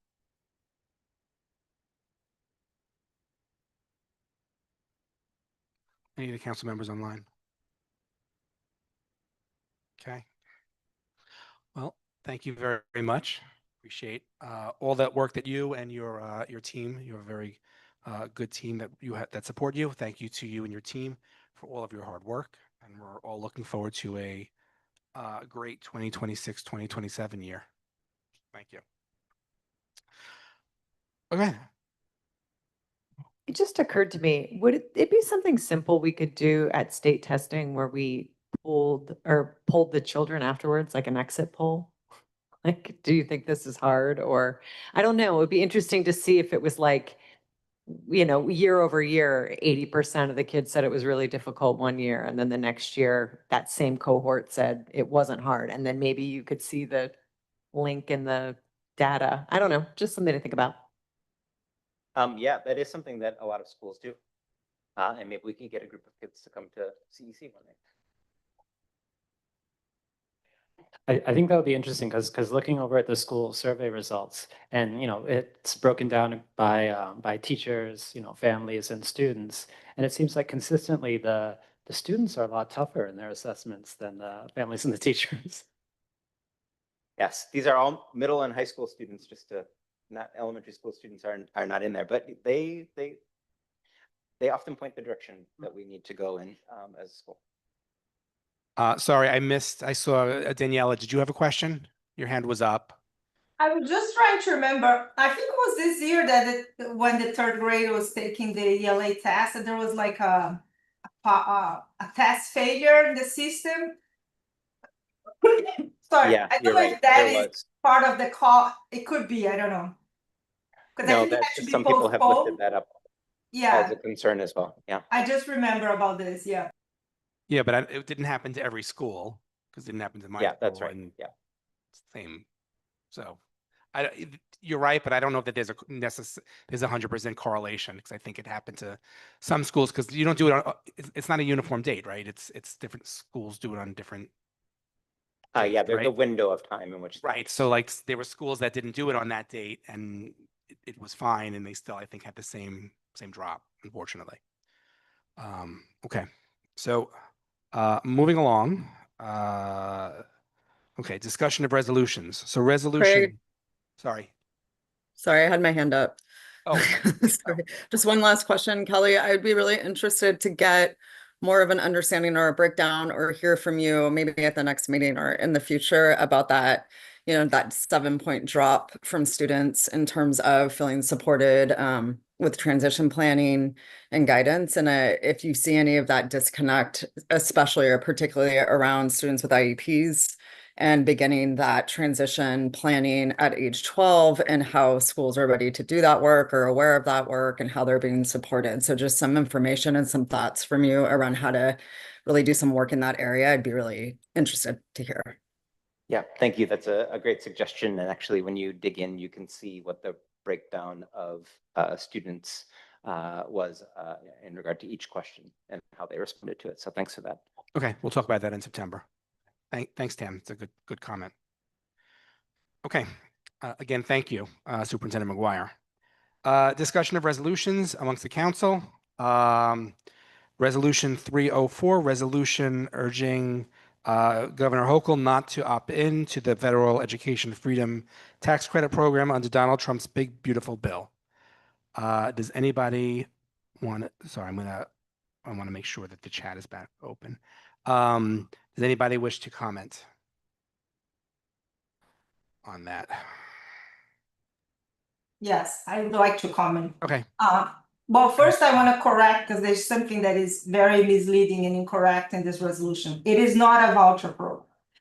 The program can also be used for public school students. And so it does not mean that you need to use for a private school. You can use for tutoring, special education services, books, after school programs. So it's not only for voucher. It's really giving to families, and then families will decide how they want to use the program. And I think what's very important for people to understand is that I'm sorry, I am not a little under the weather. Is that we can opt out from receiving the program, New York. We cannot opt out from taxpayers participating in the program.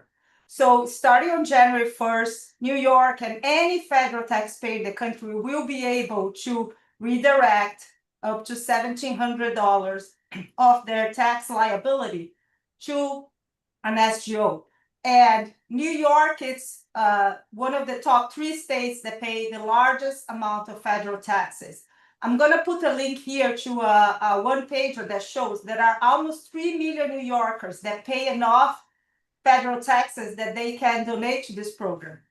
Some of them will donate regardless if New York opts in or not.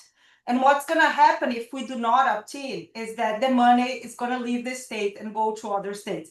And believe me, there are states across the country that are dying for us to not opt in because this is a big pile of money that would go to their students. And the estimates is that if 10% of these 3 million New Yorkers who pay federal taxes donate, it's $500 million. If 10%, so it's a lot of money that New Yorkers will donate. I talked to a foundation, SGO today They already have a big base of donors in New York. They already have pledges from their donors that they're going to donate to this SGO. The question is only if they're going to be able to give to New York students or they're going to have to give in other states. And so it's really, it makes no financial sense for us to not opt in. And if, as I said, it's very important for people to understand that it's not a voucher program you can use for anything. And actually, many scholarship grant organizations are going to make donations in the same amount for public school or for their voucher program. So literally, parents will be able to use for anything, special education services, tutoring. There is a list of things that are in the Treasury Department preliminary regulations. Any parent can go there to their website and see what are the eligible educational expenses. And so I really urge us to vote no to this resolution. It makes no sense. It's just money leaving our state.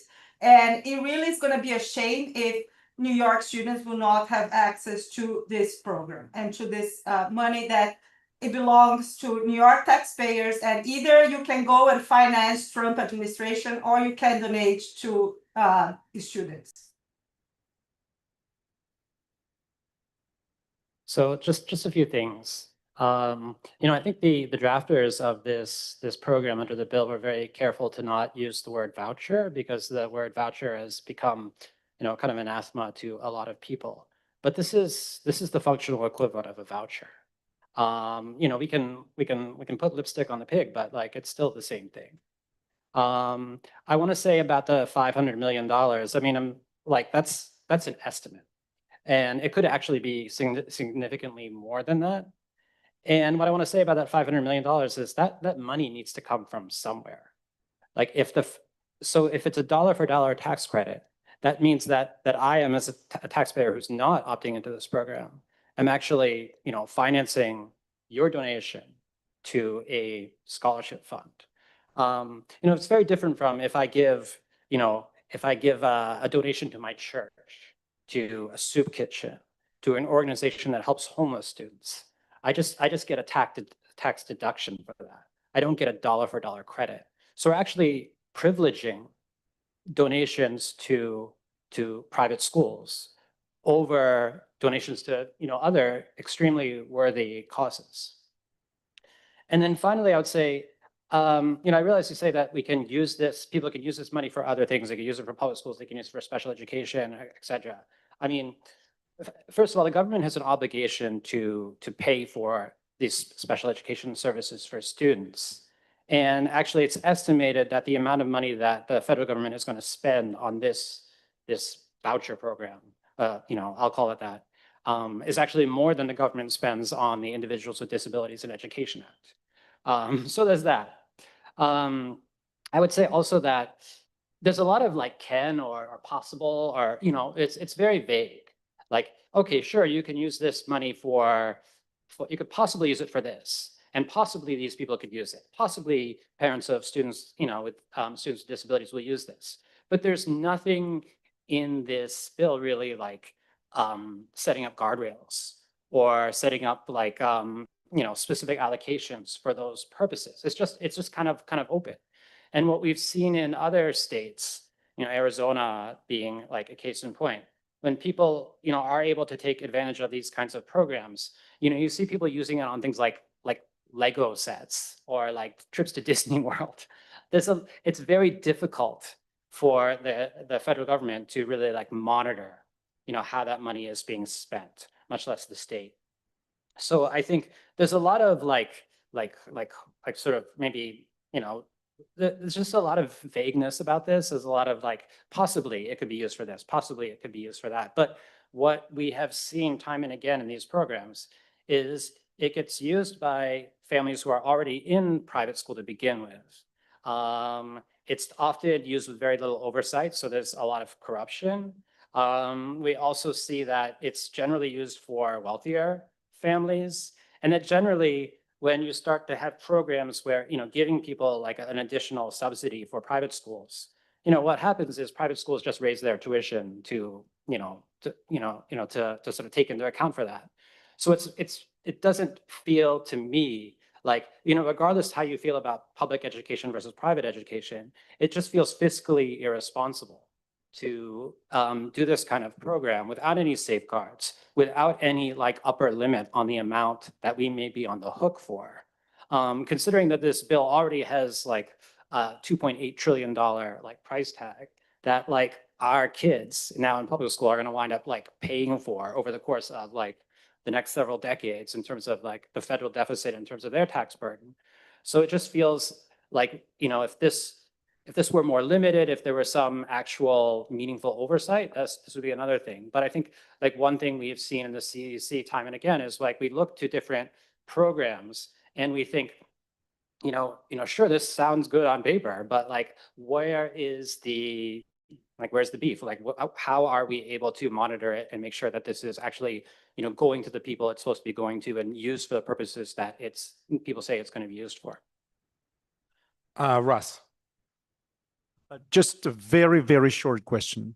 So we're in District 2 here, right? And the question is about District 2. So what actually do our students from District 2 gain by rejecting this program? But if you don't mind, could you be more specific, right? So I will say there's a few things they gain.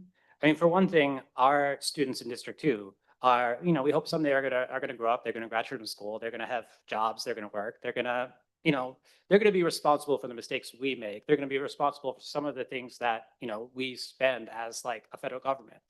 And so I think that by putting out a program that has like no ceiling, there's not like, certain federal programs, it's like, okay, we know this has a price tag of X dollars, but we don't really know what the price tag is of this program because we don't know how many people could opt in. It could be like the estimates I've seen from on the federal level are anywhere from like $5 billion to $100 billion annually. And personally, I'm just not comfortable with that like leeway. Personally. I get it. That it's such a good question because I think going out and looking at the purpose of this bill, I mean, look, we all have a different politics, but they're trying to privatize everything.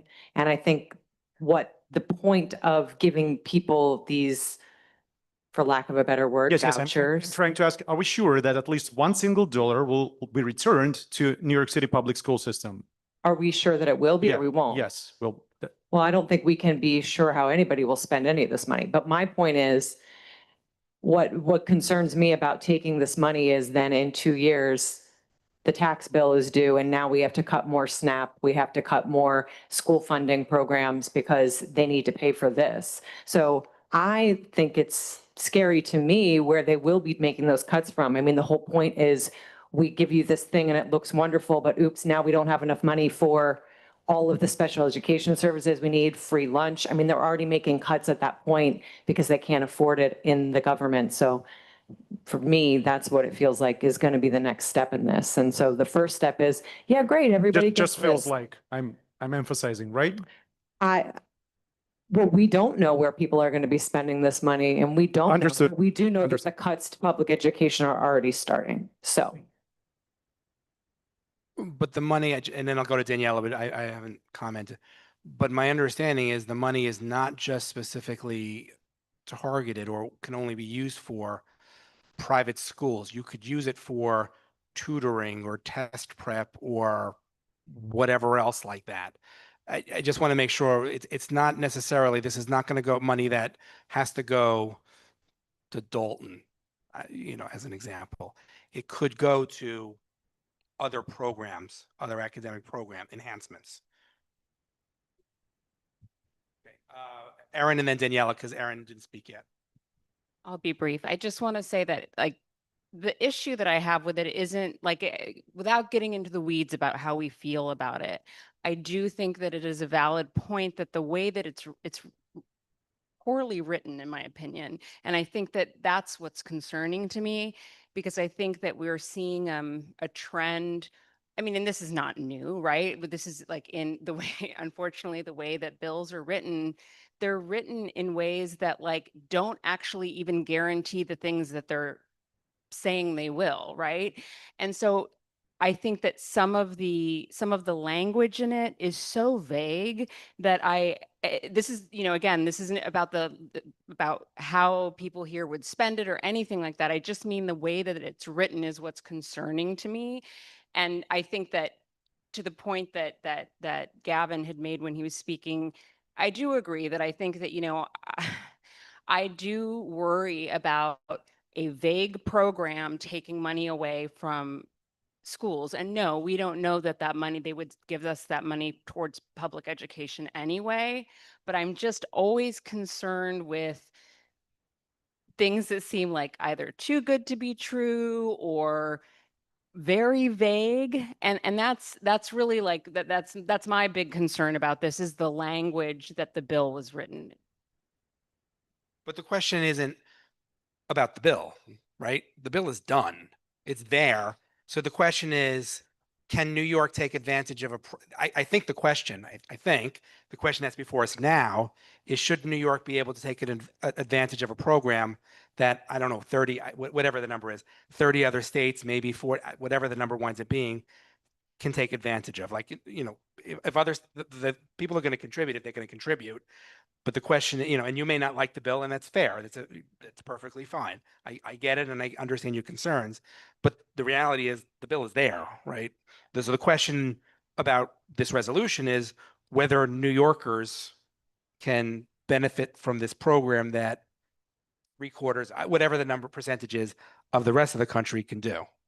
I just want to frame the question. Am I framing the question correctly? I know you weren't a sponsor, but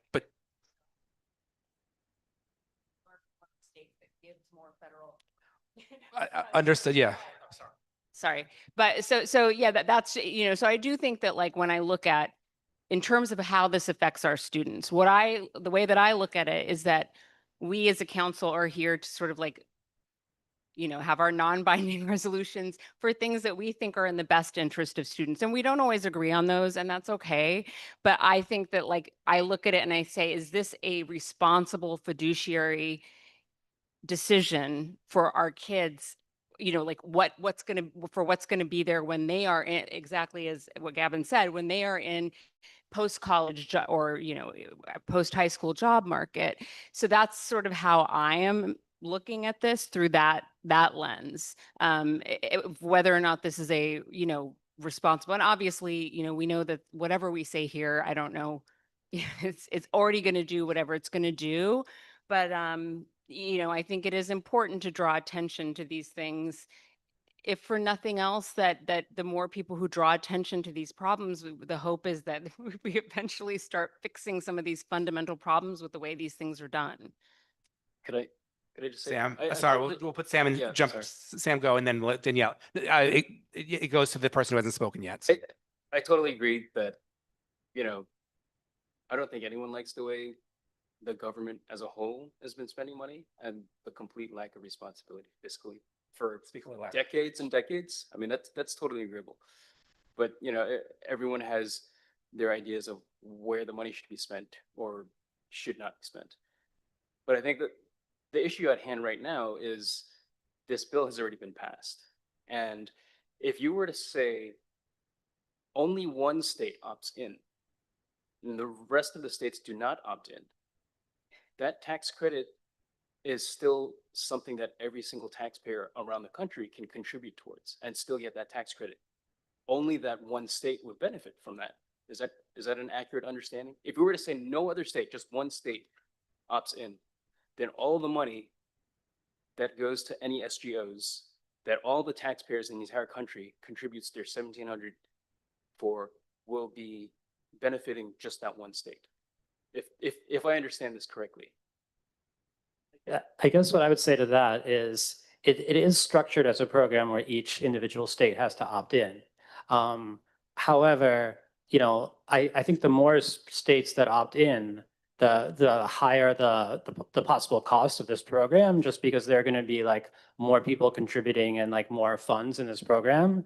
And it's already people have the option to donate to the private school or tutoring program of their choice and get a pretty sizable tax deduction for that, but not a dollar for dollar credit. But when you have a program that, yes, it's this bill has passed, but if, if the difference between 3 states opting in and a very large state like New York or California opting in is significant in terms of the price tag of the overall program, which we and our, eventually our children are on the hook for. I don't really see it that way though. I think the price tag is going to be the price tag based on individual taxpayers choosing to take advantage of that tax credit.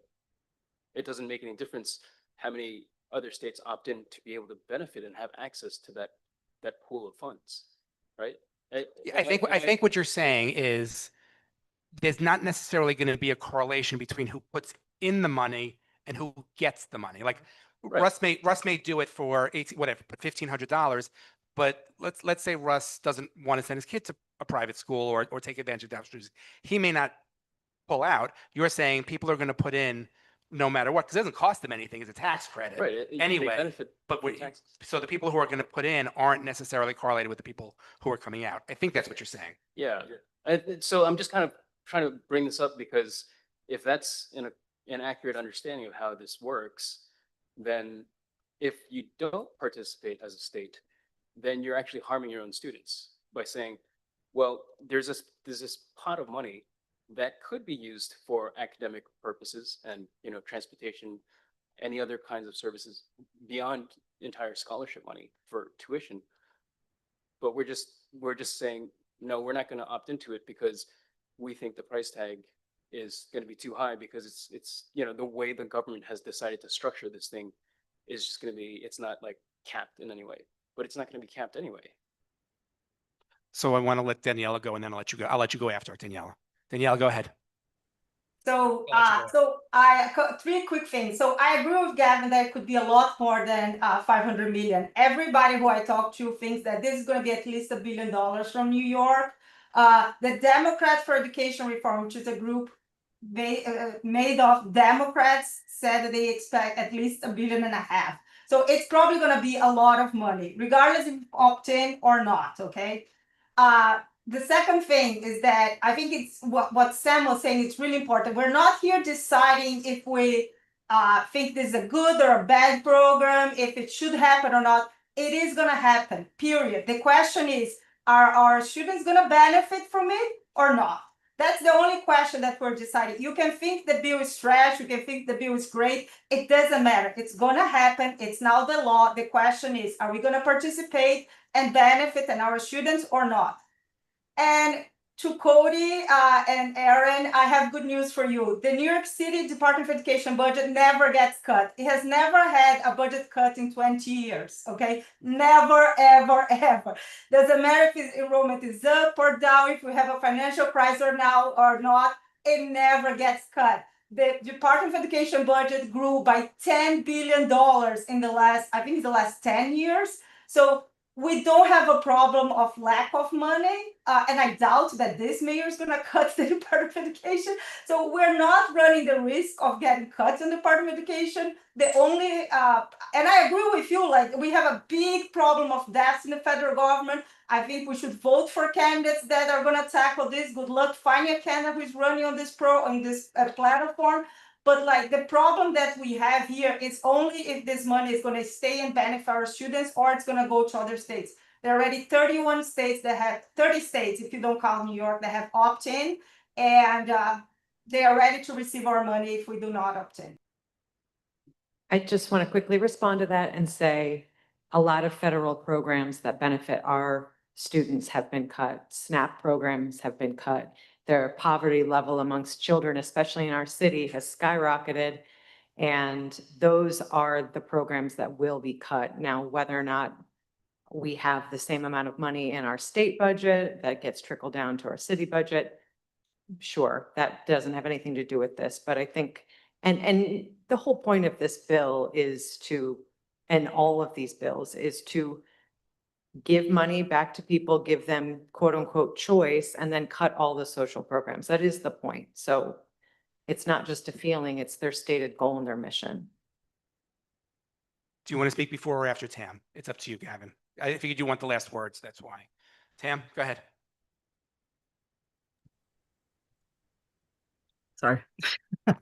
thought Gavin was going. No, I think that for me, the idea that this is going to benefit the children that we represent, public school students in public schools, from low-income families that are somehow disadvantaged.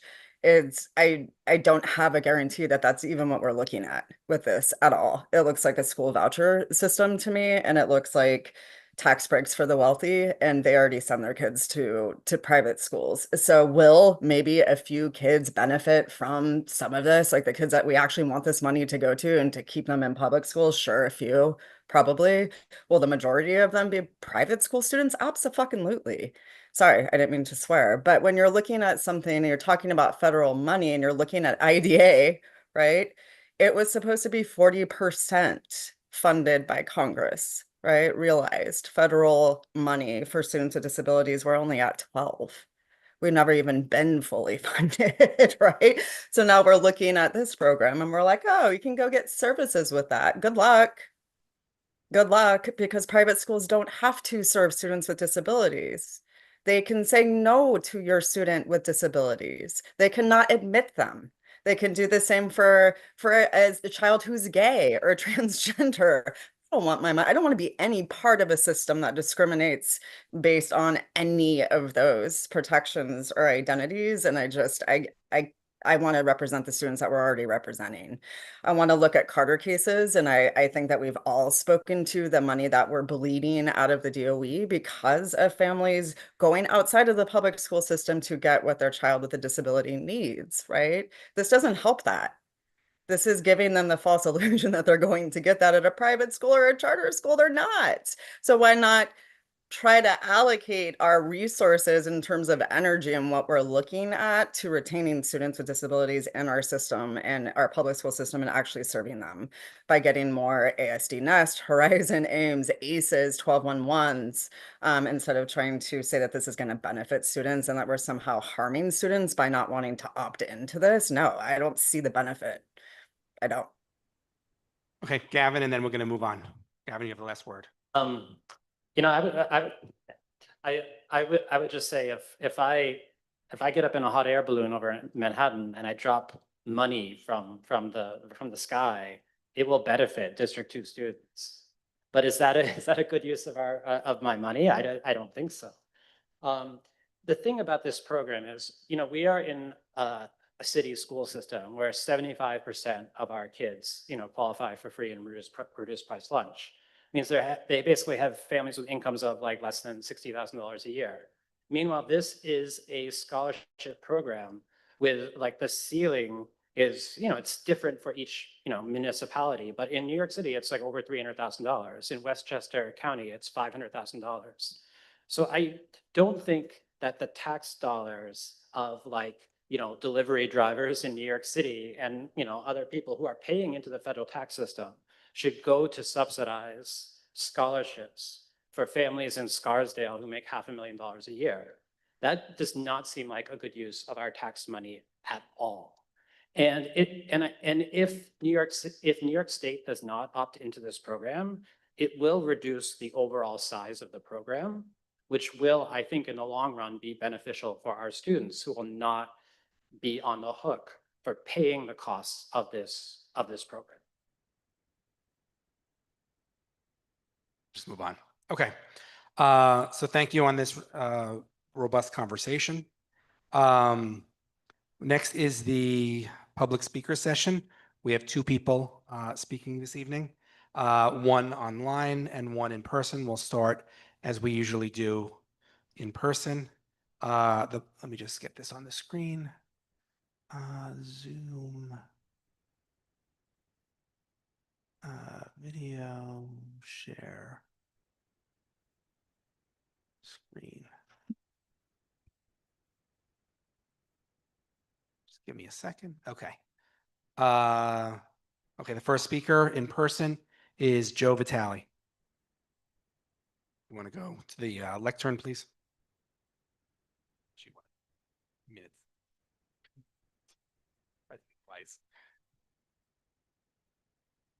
Okay. All right, I've spoken before at this meeting. My sign says CIS equals can't imitate sex. I'm dedicating my speech today to teenager Ella Free, who spoke out at her school and on this issue of not allowing biological males in our lockers or in our sports. And she said most girls agree with her and are waiting until they feel safe enough to speak out.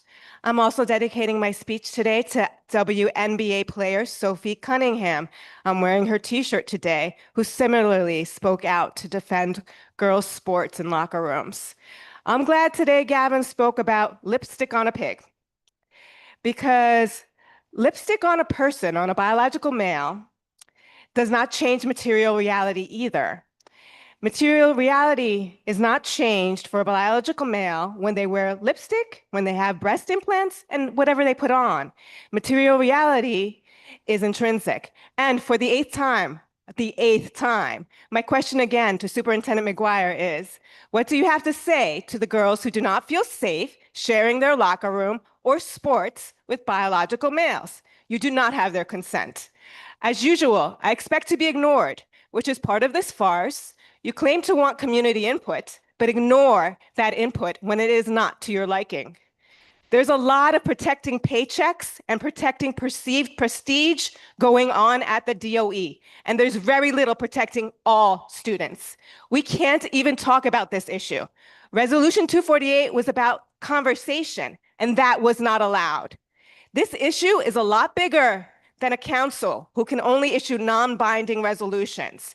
Resolution 248 was always non-binding, and the DOE will not be challenged. This is similar to what has happened to the SAPIS resolution, which has passed about 7 months ago with no movement, which is what I expected and what I told you.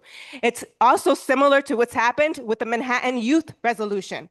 The CECD2's response, okay, and then my final comment is going to be, the fact that many on this panel don't like what I have to say just gives me more motivation to keep coming back. Thank you. And I apologize, the timer wasn't working. We'll get it fixed for the next speaker. Online is Mitch. Somebody could let Mitch in. Mitch, yes, the usual Mitch. Sorry.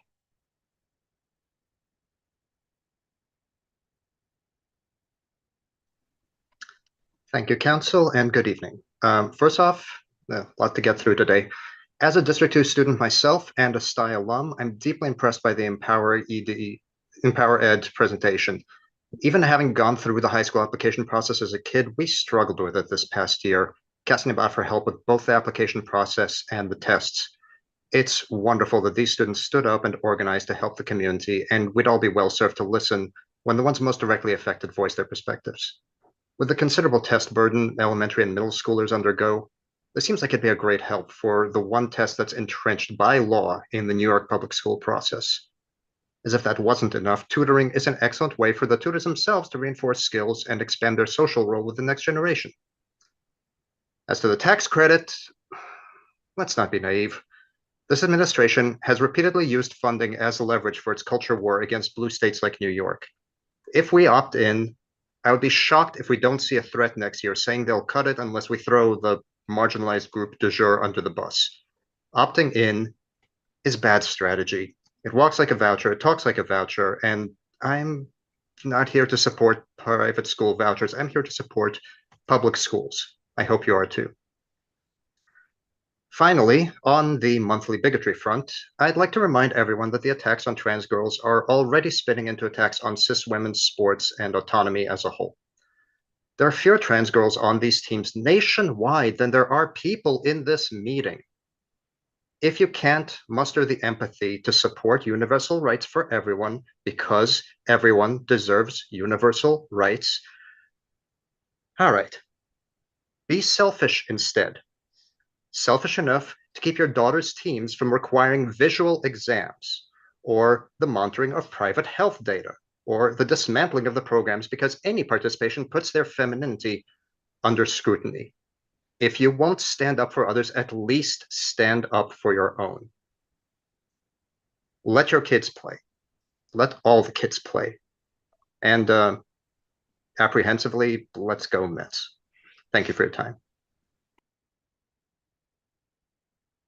Did you say Mets? Yankee fan here. Okay, thank you, Mitch. Appreciate your comments.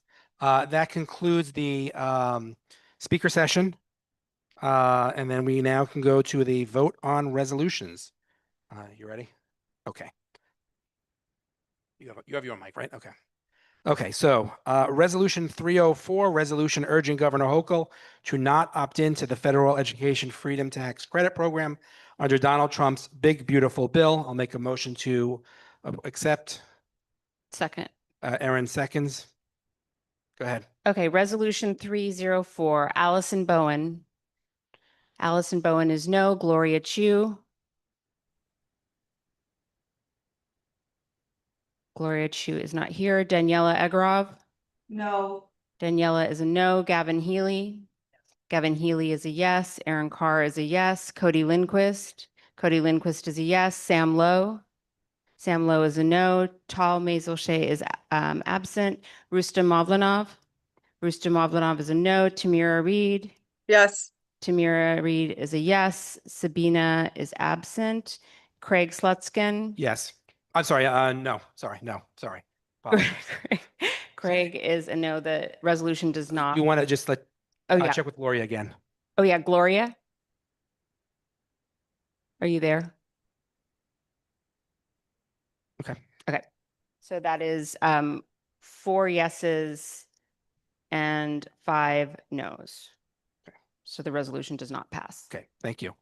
Are there any report of committees? Okay. Then we will motion to adjourn. Oh, sorry. You want? Sorry. Home. We have interviews set up with CEC student candidates coming up next week. Yep. Thank you. So we should have them by September. Thank you, Face.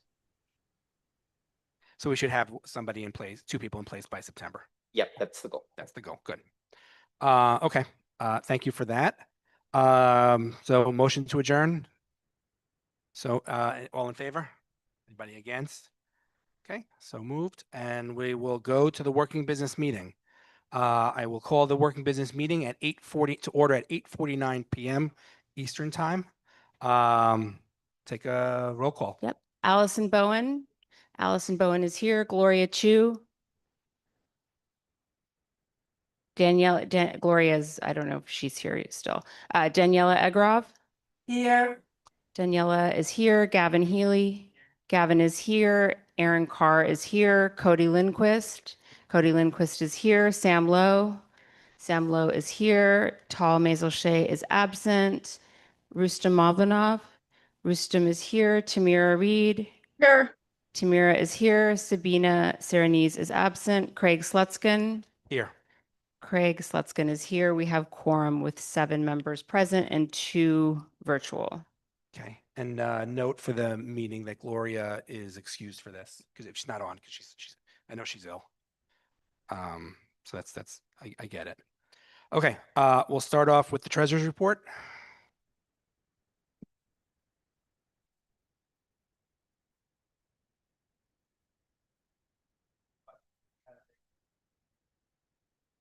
Budget proposal for the 26-27 school year, term. I think Craig just passed it. And I'll share it on my screen. Okay. So the proposal basically covers the line items that you see there. And to the left, you see the proposed budget from 25 to 26. And in the right column, you see the one for the upcoming year. And in between, you see what the actual spend was. So the overall budget is going to be the same. There were just a couple of line items that were modified. The technology costs were reduced from 3,700 to 3,300. There's a line item introduced for prior year technology, which covers the cost of the website. Supplies reduced in cost for the budget proposal by 100, from 900 to 800. The placement cards, which was under the miscellaneous cost, was increased from 500 to 800. these guys right. No, no, no, no, no, no, Or- no, no. Oh, I'm sorry. No, Well- no, no, no. No, no, no, The- no. These cards are No, those. care of my company. Sorry about that. The P card is almost like a credit card that Victor has that you could use for like miscellaneous sundry and things like that. No, no, those would be very, very expensive place cards. And these are nice, but they're not, Sorry they're not about that nice. The equipment costs remain the same at 500. Staff transportation is brought down from 500 to 400. Council member expenses was brought down from 18,650 to 16,900. The prior year member expenses, I believe we added that as a line item to. It has to be broken out. We have to Broken out, specifically approve okay. that. And that's for, I think we talked about it at the last meeting. That was for one of the student members who did not get their reports in on time. And I mean, if we said no, we said no. I think there's room in the budget for this person. But the way that it works is you can't carry over. And after June 30th, you can't go to the prior year. It has to be in the following year. And finally, we have two more, the sign language training ASL school rep remains the same at 250. And there's also a business cards line item for this upcoming year for council members that wish to have business cards made. I'm going to come up, I'm going to have I have some comments on this. So on the technology, it's a little bit lower because I changed the website and email plan to a cheaper one that we weren't using certain services. We don't like, you're not using the Google Meet. You could have, but you're not using it. So, I downgraded a little bit on that, and that was effective, I think sometime August 1st or something like that. The prior year technology, the website, the actual website hosting is an every 2-year expense. So that's why it was not on last year's. I actually didn't realize it was charged to my card until after the fact. So if people don't want to approve it, I'll eat it. It's my fault, but this will be an expense for this year and next year, but it won't be for the year after, which some of us won't be on the council. On the member expenses, so everybody is entitled to a certain amount. We lowered it because having been on the council now 3 years and seen the numbers every year, not every council member takes the money and not every member takes the entirety of the money that they're allotted. So we built that in just to give us flexibility on other things. If everybody winds up taking it, we'll deal with it. We'll do a modification if we need to. But historically, there are members. Not every member, as you can see from last year's actual, not every member takes it. The ASL, I think we talked about this last year also. I think it's very important, given that we have a school that focuses on ASL in the district, for the liaison to be able to take the class and at least make attempts at communicating in ASL. So I think that's very worthwhile. The 250 is the number that the liaison gave me. That's not me making it up. That's the number for the course. Business cards, we didn't do this. We haven't done this in several years since I'm on the council. And we talked about it and we had the conversation and Gavin will remember we had this conversation last term also about business cards. Some people have actually asked about it. It's I think it's $60 per person for, I don't know how many cards, but it's probably sufficient. I didn't budget for everybody because I don't think everybody wants them, but it's not the most expensive thing to have. So I put in, if some people want them, some people may not. We can decide as a group if we want to just say no. I think last term, being Gavin, we talked about it. I think we as a group we said no. I think Len wanted it, if I remember correctly. I think he was the only one that wanted it. But if everybody, I don't think everybody wants it. But if everybody wants it, we can always do another modification. We can find money elsewhere. But my suggestion is, sorry, can somebody let me Tam in? Okay. To put in some money in case people do want it. I suspect that some people will forget that it's even available and not ask for it. I'm not going to say who I think that would be, but I can think of certain people.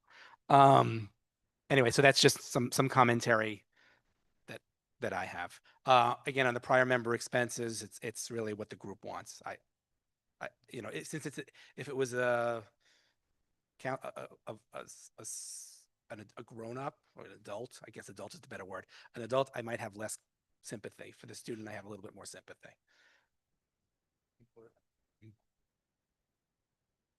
I tried putting in a trip for our face rep, but it didn't. The treasurer wouldn't let me, sorry. So, and by the way, we can do modifications during the year. We can't do a modification in June. So it's sort of a catch-22 because we don't know how many people will take member expenses until the end of the year. And then you have to do the modification by, I think it's April, Victor? April something. But we can take a look at where we were. I really do encourage, that's why I always do encourage, if people are going to put in for their expenses, to do it, you know, on a timely manner. Some councils actually put time limits on. So like you have to do it within 3 weeks of the meeting. I don't really know if we want to become the expense report police. I don't know. I don't know if you have any other comments on it. No, I just want to see if anyone else has any thoughts. So just there's a comment in the chat asking if we could spend any of the money on childcare for parents to be able to attend. I have no idea if that's a thing that we would even be able to do that, maybe as a face question. Yeah, so the answer is theoretically yes. And we looked at this last term. It is very expensive now to do it because you not only have to hire somebody who's like licensed within the DOE and fingerprinted, we have to get insurance. So it becomes a big thing. I personally, now that we have Zoom, the hybrid option, you know, we don't have that many people coming in person. People can do it from home. And I get it. Like, just because you're at home doesn't mean you don't need childcare because you're focused. You can't, it's hard to focus on both. I get it. But it actually, I think it's a very correct, you know, you can chime in, but I think it was a very challenging thing to do. Is that because it's not just I'm hiring Victor, you know, for $20 an hour. Right. Right. What we could do if we wanted, because I know like some other councils do this, is we could bring food for ourselves. I personally wouldn't eat because I'm doing the meeting and it just wouldn't, too many things going on. But we could do that, and that, I mean, that's in there. That can be the P card stuff. You know, that could be on the P card. I think, right. So we could do that if people have interest in doing that. I don't know. I mean, I brought munchkins a few times, but you know, I'm happy to pay for that myself and not, I'll lose the receipt anyway, probably. I don't know if we need dinner. I think CCHS has dinner. Yeah, CCH does dinner. They do Chipotle, I think, or pizza. Yeah.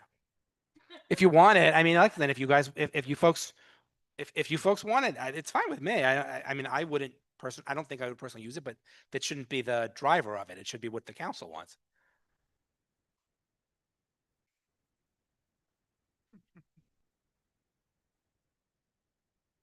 I mean, we can have that as a separate conversation because there's money in there, so that's budgeted, but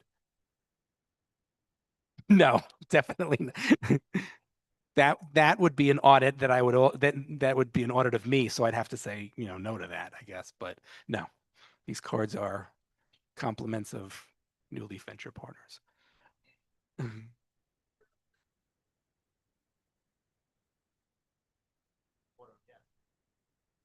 But isn't there water? I mean, isn't there like a water?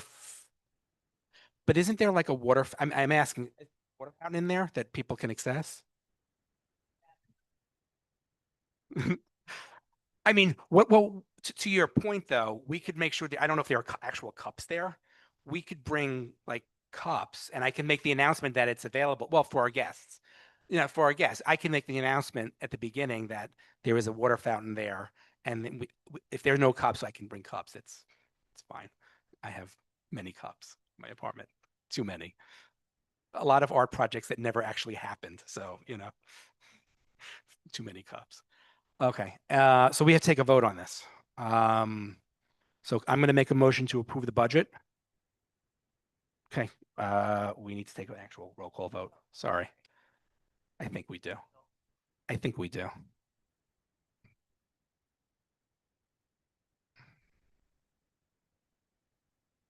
Okay, so the vote on the budget approval for 2026 to 2027. God, 2027 sounds so strange. Okay, Allison Bowen. Allison is a yes. Gloria Chu. Gloria is an excused absence. Daniela Egorov. Yes. Daniela is a yes. Gavin Healy. Gavin Healy is a yes. Aaron Carr is yes. Cody Lindquist. Cody is a yes. Sam Lowe. Sam is a yes. Tal is absent. Rustam Avlanov. Rustam is a yes. Tamira Reed. She maybe lost her She was connection. going on and off on Yeah. connection, so it might be. Oh, wait, hold on. Sorry, she's not a host, so she can't speak. Let me Oh, just make her, okay. let me promote her. Go ahead. Tam, can you speak now? Yep. Yeah. Sorry, for it. Tam, did you have any, sorry, since you weren't able to raise your hand, did you have any questions or comments on the budget? I want to give you that opportunity. No, I was kind of sorry, I'm in the road. I was trying to understand the food thing that you were talking about. What were you making reference to? Food for the people coming or food for the actual council? Either or. Gotcha. No, because I know you mentioned CCHS. I know they have food for their members, Right. right? And I think CCSC does too I at think Tweed. sometimes, yeah, I think it's for their members, but I do think some people sometimes Yeah. take it.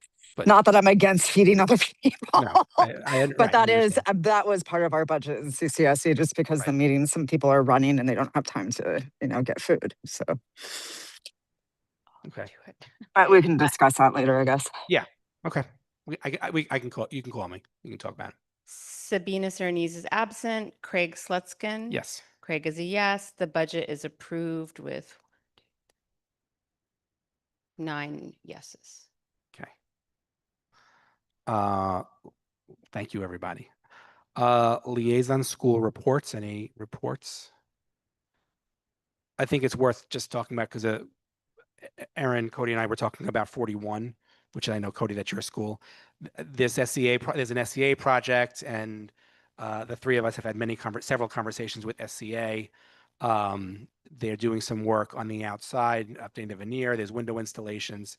I think the completion is estimated in February. But the three of us are working and pushing. One of us will probably be at a meeting in 2 weeks to discuss that. But we're watching that. We're monitoring that. We had a meeting, 2 months ago. And I think that the fact that the three of us were on and Kelly kind of spooked the SCA. They changed their mind very fast. But that is, in process. Trying to think of any other big SCA things that we need to talk about. Roosevelt Island, which I know is Sam's school. They're going to be installing an emergency generator that'll be completed in 2028. So it's going to take a while. The 126 MSPS or PSMS or PSIS 126, the scaffolding is supposed to be done at the end of the month. I think that's you. I think you're at 126, Gavin. There'll be a small sidewalk shed in the back just because they have some final things to do, but they're still going to be doing some windows and painting. That can be done after school starts, but they're doing everything at night. So it shouldn't have any impact on the actual classrooms. So I wanted to bring that up. Any other liaison school reports?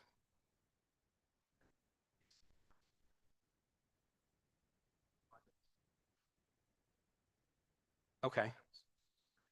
Chris. I believe PS59 had a renovation project for their playground on the roof that was started just before the summer. I have to double check to see Okay. what the completion date is. Okay. Any other comments? One other thing under new business. So FACE is now having a monthly meeting. I don't know what you would call it, but it's a monthly meeting for the CEC presidents to talk about any issues. It's like an open house thing, but they also seem to have a topic, like there's a presentation or something. I am able to bring one person with me every month. So Russ came with me last month, but my thought was anybody, to alternate who I bring. So this way everybody gets everybody who wants to. You may not want to spend an hour on Monday nights with FACE, but everybody who wants to can participate. I don't want to set a schedule because my thought is if see how these things go. But if they have a topic that somebody in particular is very interested in, that person would go that month. So let's say they have a topic on the Omni cards. Cody would probably be the most interested person to go, I would think. Right. So that's, so that's something that, we'll be talking about over the next few months. But, my expectation is everybody will get to go to a meeting with FACE at some point. Is that okay for everybody? And if you don't want to do it, you don't have to. Nobody's going to be required. It's Zoom. It's Zoom. It's Zoom. So there's food in your house. If your house, I would assume. And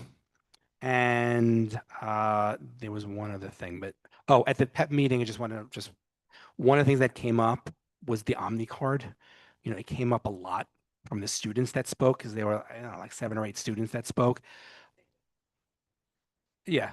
And I think some of the kids were transportation alternatives kids, like they were part of the group or adjacent or something. I will say, Samuels, it's not really Samuels. It's not the chancellor. It's DOT. Samuels said he'll look into it, and Kevin Moran, who's the deputy chancellor of operations, something like that. He's the guy who handles this, is looking into it, and it will push. But it was brought up. It was brought up to the highest levels of the Department of Education. Unfortunately, it's not really the DOE. It's the mayor and the DOT. But I just wanted to bring that up to you because I know you were concerned. Anything else? I do want to thank, as usual, Victor. Victor, thank you for all your help. Ina, thank you for all your help. And FACE has been Ina's been a really good support system for us. And that's it. A motion to adjourn. And everybody okay with it? Everybody approved? Anybody against? Okay, have a great rest of the summer.